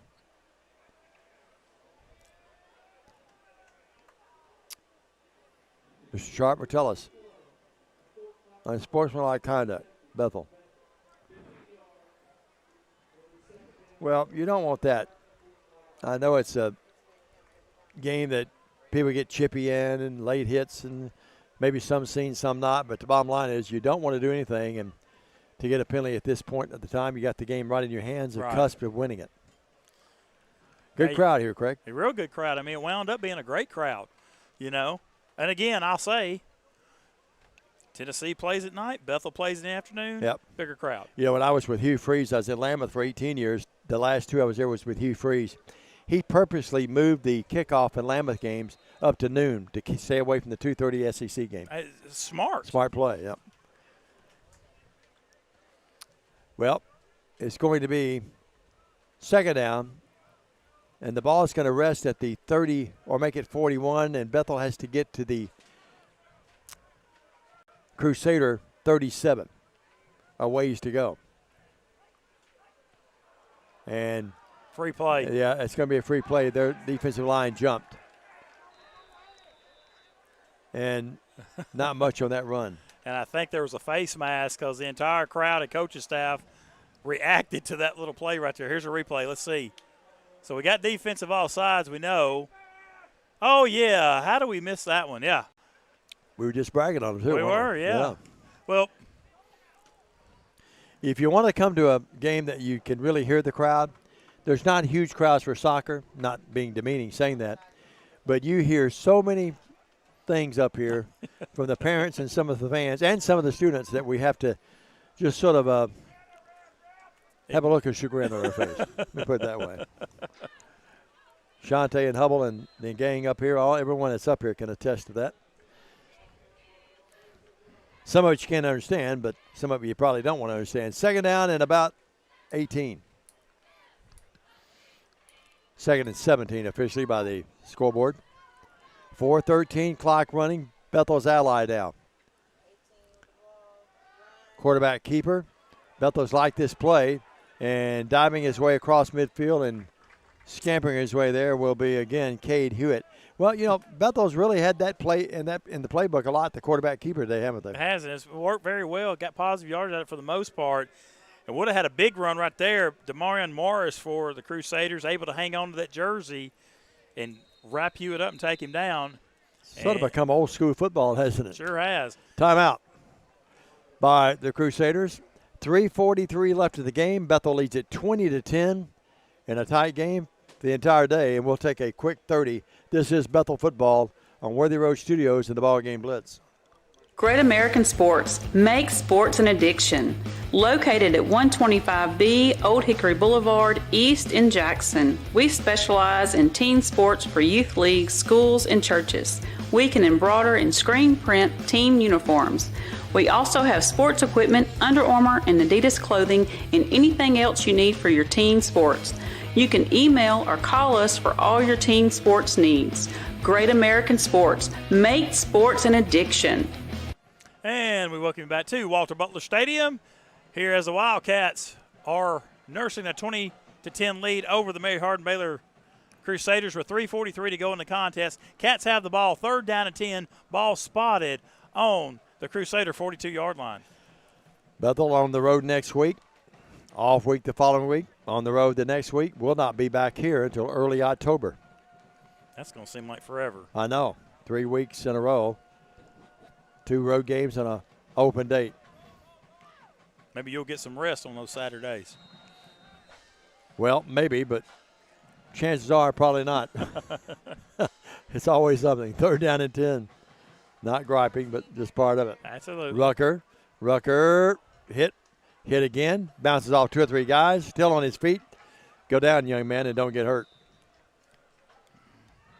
Great pursuit by the defensive unit of the Crusaders, and tremendous effort by Rucker, refusing to go down.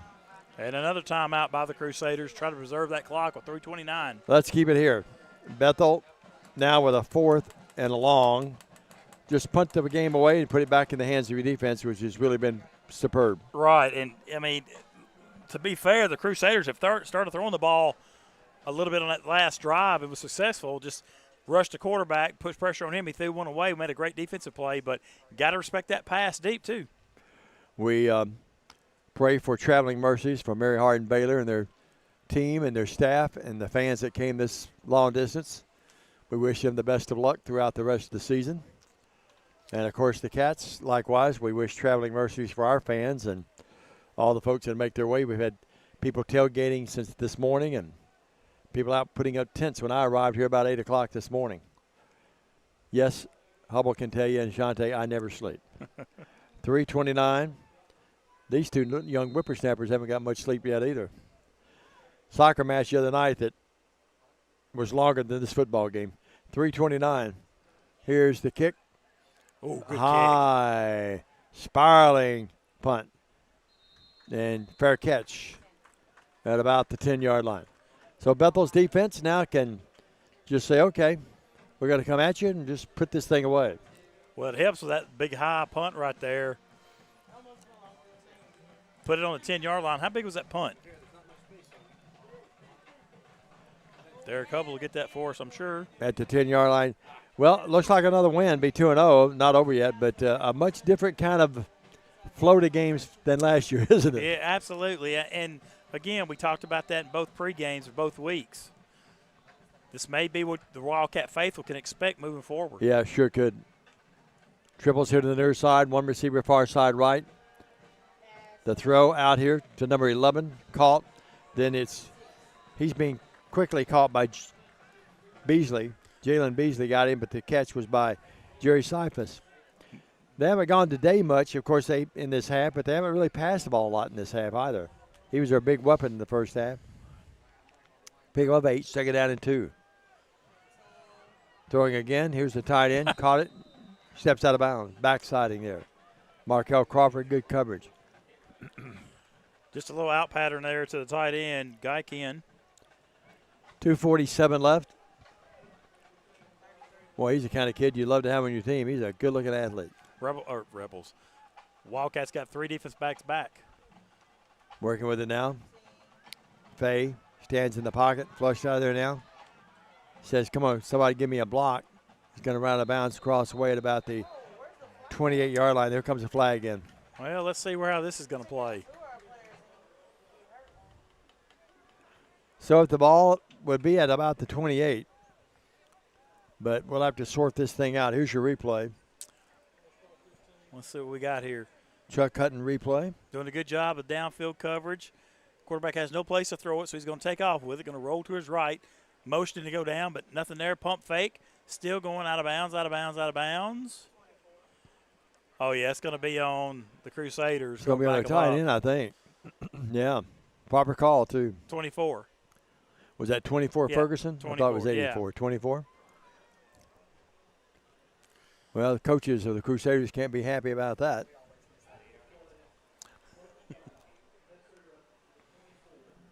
Yeah, it was Ferguson. Eagle Eye Lund here. Mark it off. That's going to put the ball back inside the 20, inside the 15. Well, they'll stop right at the 15-yard line. Well, they move it to the 14. Excuse me.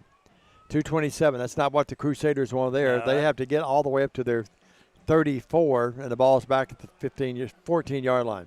Give credit to the Wildcat defense, pass defense right here. 2nd and 20. The twos are wild. 2:22 left. Over the middle, they go incomplete. Tried to hit that big tight end again. Kind of threw it behind him a little bit. May have been deflected just a little bit as it got to him right there. Looked like we had T.J. Hart lost his helmet, so he's going to come back in the game. He tried to sneak around and put it back on. In the game will be Randall Foster. They intend to pass to 84. Stat, folks.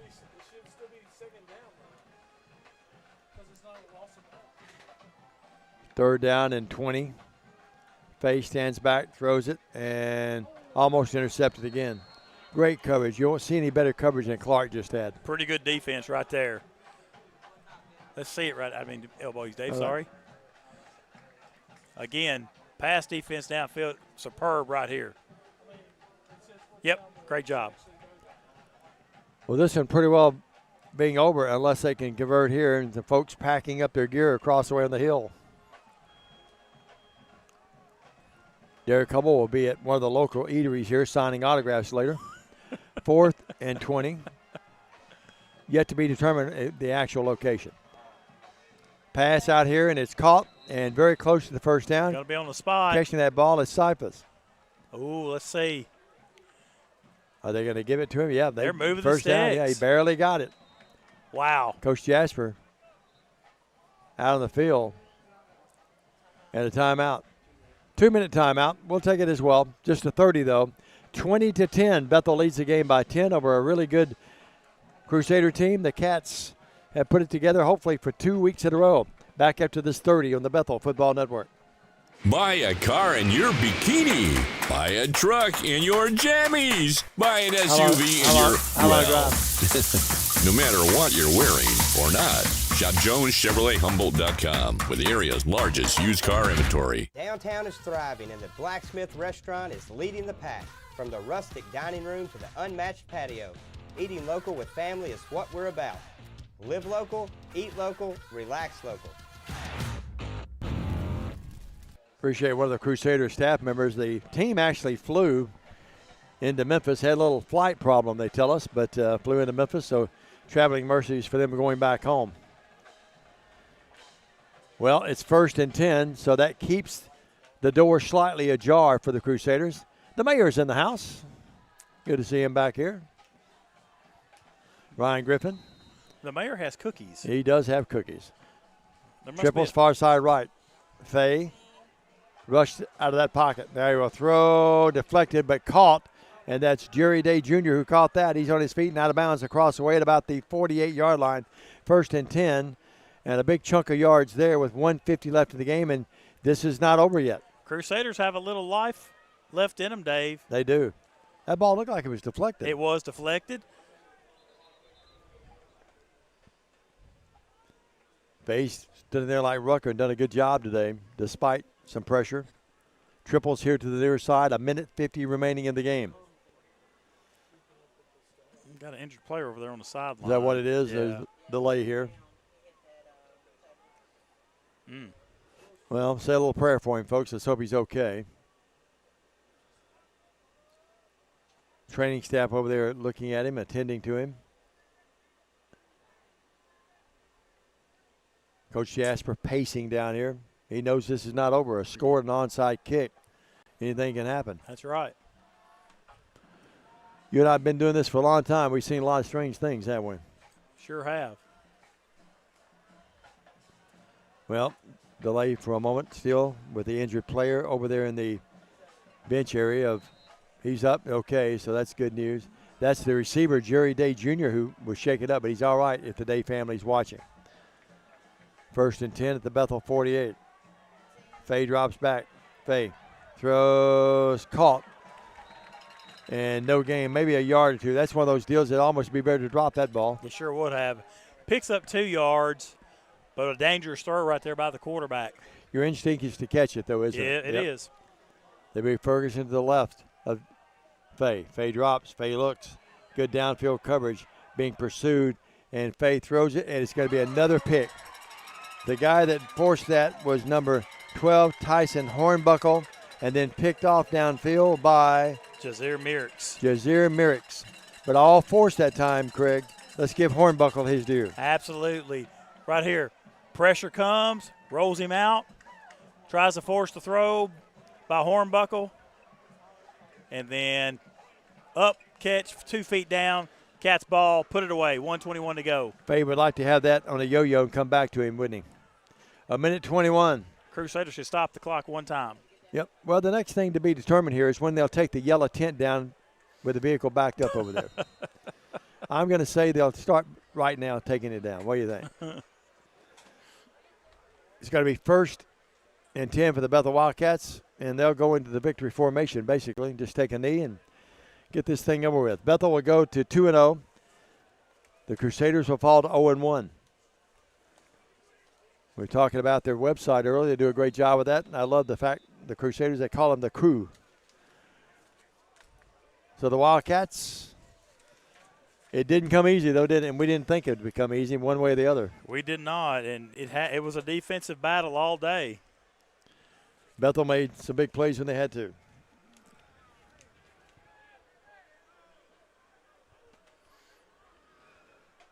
Okay.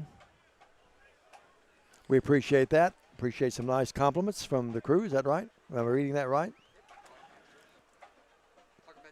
All right, appreciate that. We don't get a lot of compliments, so anything we get, we appreciate. Go back to that if you would for me. Can you get back? Put my glasses on. Cats down it one more time. Should take one more knee, and that'll do it. All right, we appreciate that. Very nice. So some of the Crusader fans who have watched the game paying some compliments. We do get some compliments. I'm just teasing. Well, Jordan Casey, stick to football because you're not a great dancer, son. I have more moves than that. 17 seconds. Don't I, Shante? 16 seconds. 14. We wind it down, and the Cats are going to take the knee one more time, and this thing is history. The teams will meet at midfield and shake hands, and this game is going to end with Bethel winning it 20-10. 2 hours and 37 minutes. That's a quickly played game for us. NAI games can be 4 hours. That's a quick game for any college football Absolutely. game. Well, the Wildcats win it. Congratulations to both teams on a well well-versed effort by both teams, and Bethel's going to come out here with a 20-10 lead. We'll take a 2-minute break. Be back with our post game right after this on the Bethel Football Network. For over 60 years, King Tire Company has been your go-to source for quality tires and auto care. Since 1959, we've been proudly serving the Humboldt community from our East End Drive location. Whether you need tires, oil changes, alignments, brakes, and more, King Tire Company has you covered. Tires from the name brands you trust, and in all sizes from ATV to light truck and beyond. Stop by King Tire Company on East End Drive today, keeping Humboldt rolling since 1959. No matter where you are, you can shop 24/7 at HumboldtDodgeChryslerJeep.com with the area's largest used car inventory. Downtown is thriving and the Blacksmith Restaurant is leading the pack. From the rustic dining room to the unmatched patio, eating local with family is what we're about. Live local, eat local, relax local. Buy a car in your bikini. Buy a truck in your jammies. Buy an SUV in your, well, no matter what you're wearing or not. Shop JonesChevroletHumboldt.com with the area's largest used car inventory. Downtown is thriving and the Blacksmith Restaurant is leading the pack. From the rustic dining room to the unmatched patio, eating local with family is what we're about. Live local, eat local, relax local. No matter where you are, you can shop 24/7 at HumboldtDodgeChryslerJeep.com with the area's largest used car inventory. King Jewelers is not your typical run-of-the-mill jewelry store. Grover is a certified jeweler with 35 years experience. This isn't just a jewelry store. It's an iconic symbol of love. How far would you go for love? King Jewelers, 16B Conrad Drive, Jackson. Buy a car in your bikini. Buy a truck in your jammies. Buy an SUV in your, well, no matter what you're wearing or not. Shop JonesChevroletHumboldt.com with the area's largest used car inventory. Welcome back to Wildcat Stadium. Has the Bethel Wildcats defeat the Mary Hardin-Baylor Crusaders 20-10 in a very quickly played ball game today. 2 hours and 37 minutes. A defensive struggle for most of the day, and we said it coming out of halftime. Whoever found the end zone first may very well walk away with it, and that was the Wildcats breaking the touchdown for the first time in the second half, and they get the win 20-10. Go over some replays real quick, then we'll go to stats as we want to recap the ball game right here.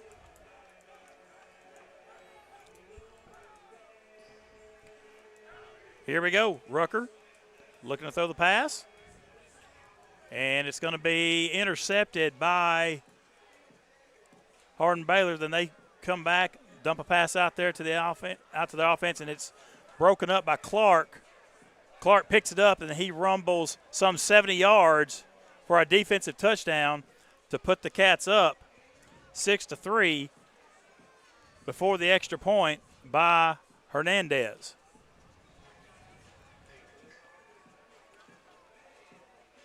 Crusaders again have the football, looking to throw it to the end zone. One-handed grab right there by the big tight end. They score to pull within 3 of the Bethel Wildcats.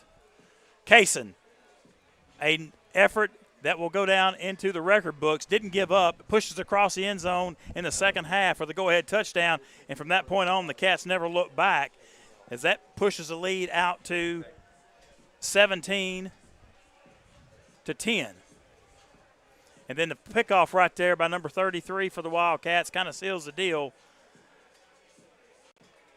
The Crusaders get one more opportunity. And once again, a forced pass picked off, and that'll bring the Wildcats to the offensive side of the football where they'll close it out. Here's what your final stats look like. First downs, Mary Hardin-Baylor had 19. Bethel had 13. Rushes, Mary Hardin-Baylor 39 carries for 146. Bethel 48 carries for 224.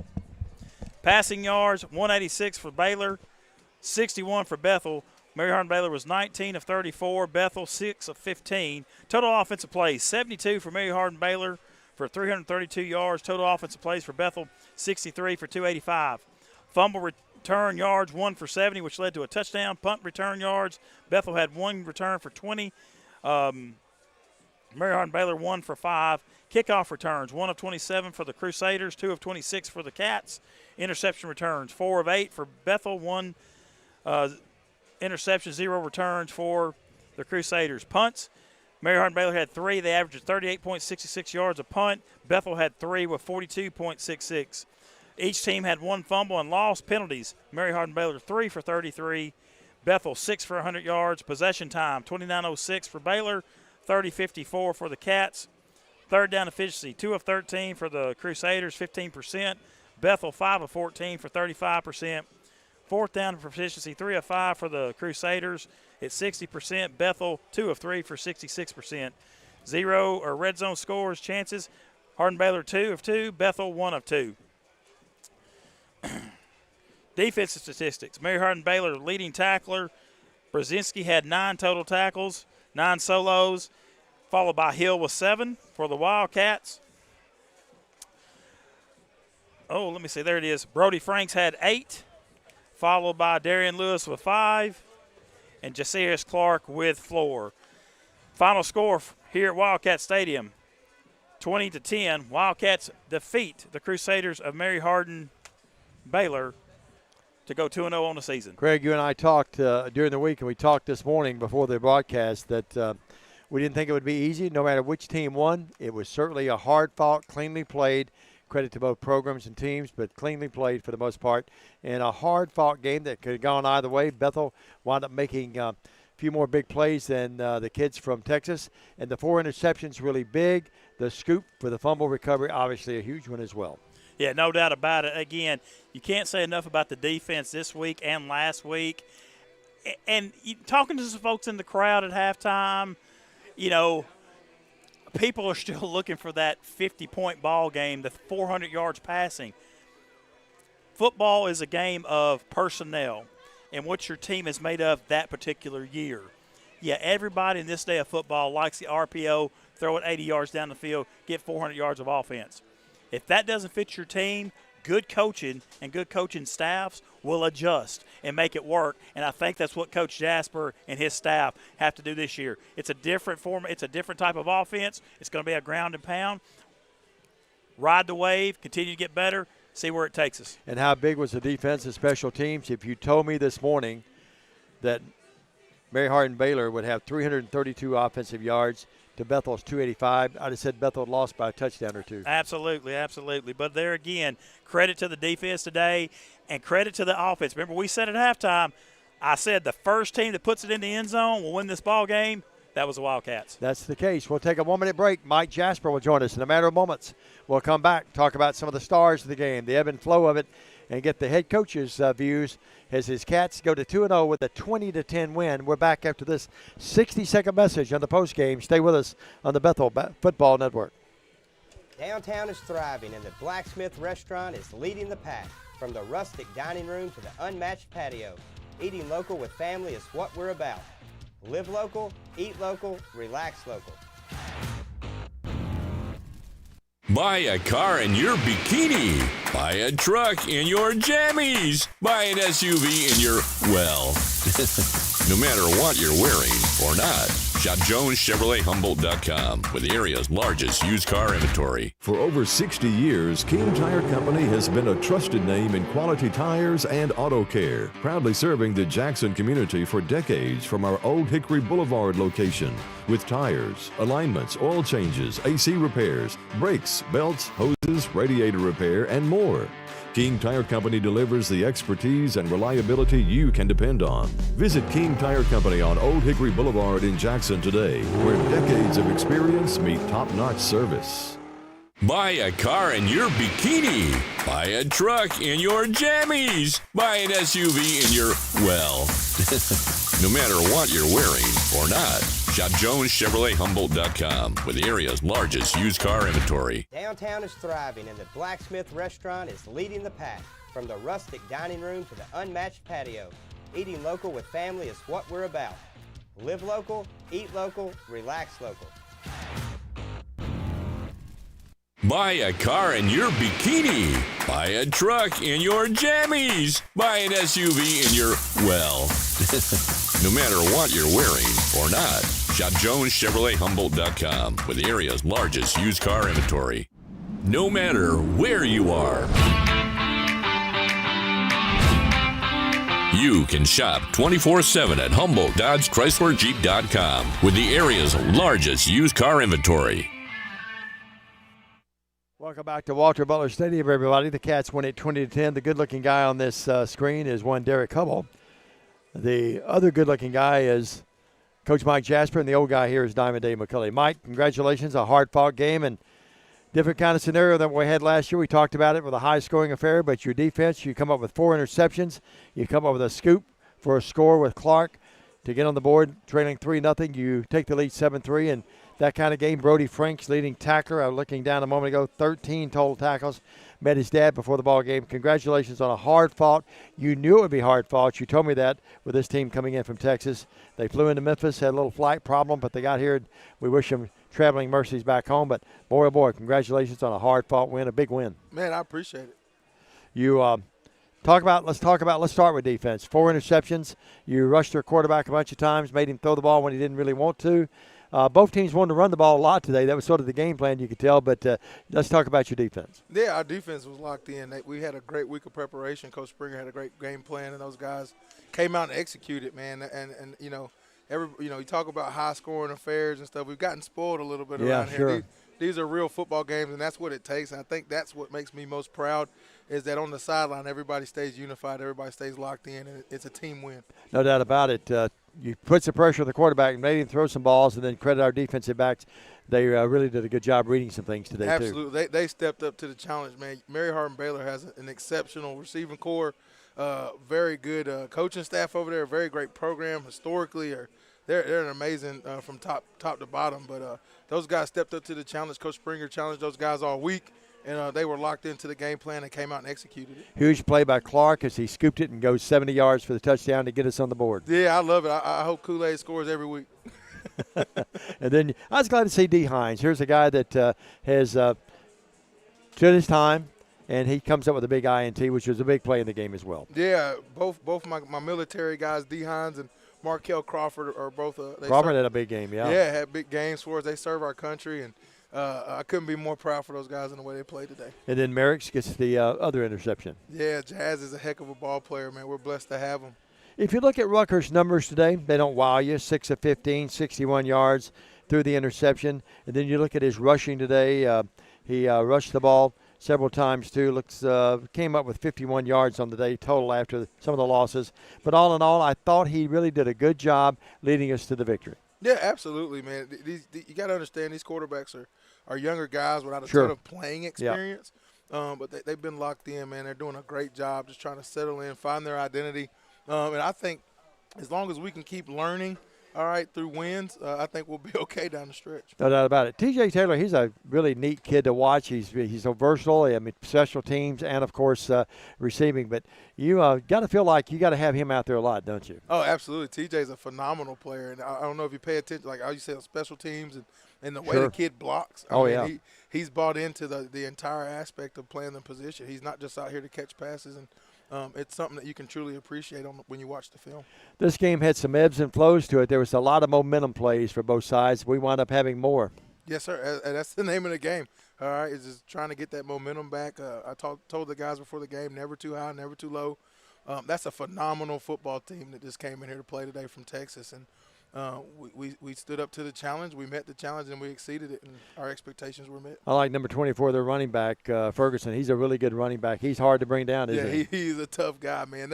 Their whole team is pretty tough, man. I love the way they play. They're a little chippy, a little gritty, a little grimy. Those are the type of guys I like, so I can appreciate their brand of football. Well, Mike, that's a good point. We talked in the broadcast about the game got a little chippy here and there, but it was cleanly played, I thought, for the most part. Do you agree? Oh, absolutely. For the most part, it was in between the whistles, a little jab here and there. Yeah. But that's part of the game, man, and I like to play that way. I played that way as a player on the edge. I coach my guys that way. We just want to make sure we don't take it too far, and and finish the game with class. And as long as we're doing that, we're doing right. Now, I covered your career here. You never got chippy. I tell you another, we have some good-looking tight ends, but that 84 tight end for them, he is really a hard name to pronounce, but, boy, he's really good. Yeah, he was a specimen out there. He got us a couple times, but once we locked in on him, we were able to kind of knock some of that stuff out. But, man, they're tough. They're a good football program. I'm excited to see what Coach Harmon and those guys do this year. You know, we lost Marty Smith, who had 900 yards rushing last year. He's sort of running back committee this year, isn't it? Yeah. We got about 5 backs that we feel really good about, and there's a couple more we got to start getting going throughout the game. But Kaysen and Jarvis and those guys played really hard. We got to get Carnell in there a few times.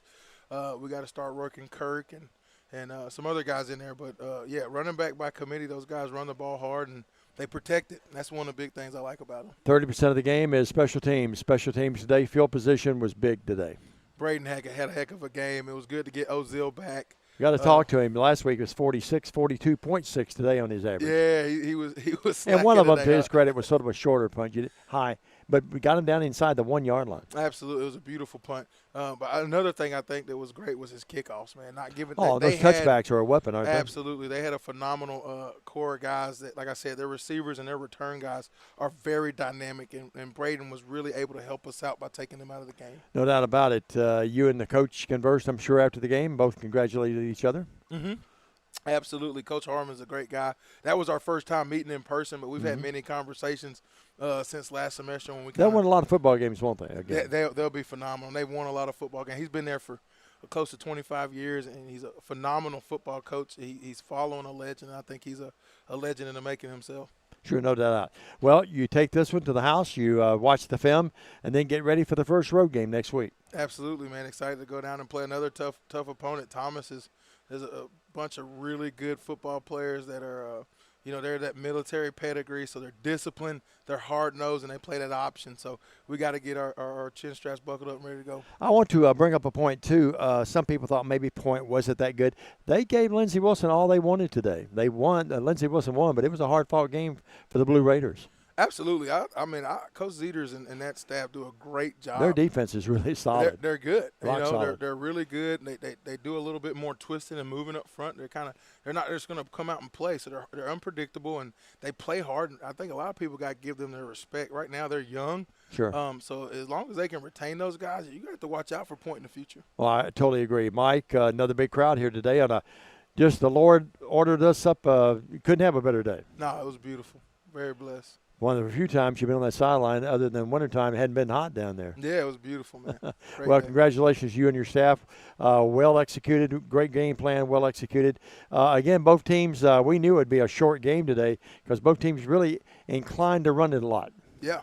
Both our teams, our pedigrees are to pound the rock. That's our old MO. We're kind of back to it. So. Old school football, yeah. When you used to be on that offensive line too, yeah.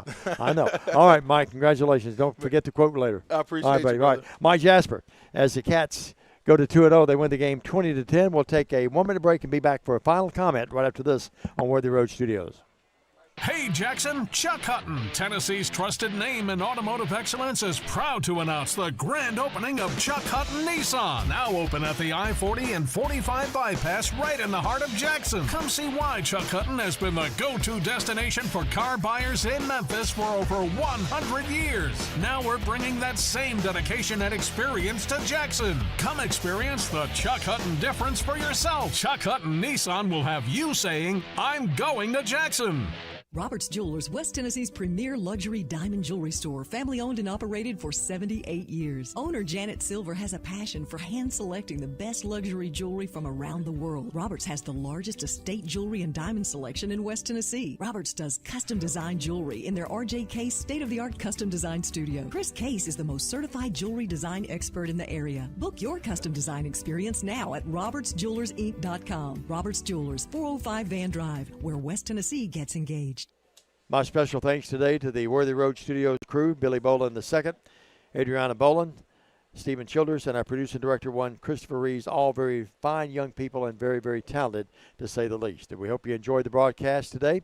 My special thanks to the entire SID crew, and we had all those folks here, Shante and Hubble, doing a great job on the stats as well. That's going to wrap it up for us. The Cats win it 20-10. Will not be going to Thomas with the Cats next week, but we'll have all the links where you can watch the game, live stats, and video as well. God bless you, and have a great weekend, everybody. The Cats go home here, some locally, some maybe going a little distance with their parents, but 20-10, the Cats win it.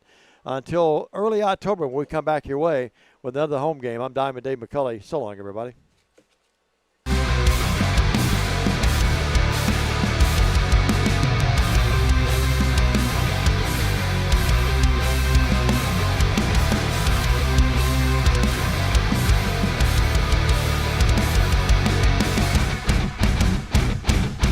The award-winning BallGame Blitz Sports Network from Worthy Road Studios. Over 1 million views in 2023. We're where you need to advertise. Subscribe to our YouTube channel and join over 4,700 subscribers watching local sports. The Jackson Rockabillys, Union University, South Gibson County, USJ, TCA, and Peabody. Multi-camera broadcasts, slow motion instant replay, on-screen scoreboard and graphics, and professional announcers. Thanks to our sponsors who make it all possible. The BallGame Blitz Sports Network from Worthy Road Studios. The premier sports broadcast network in West Tennessee.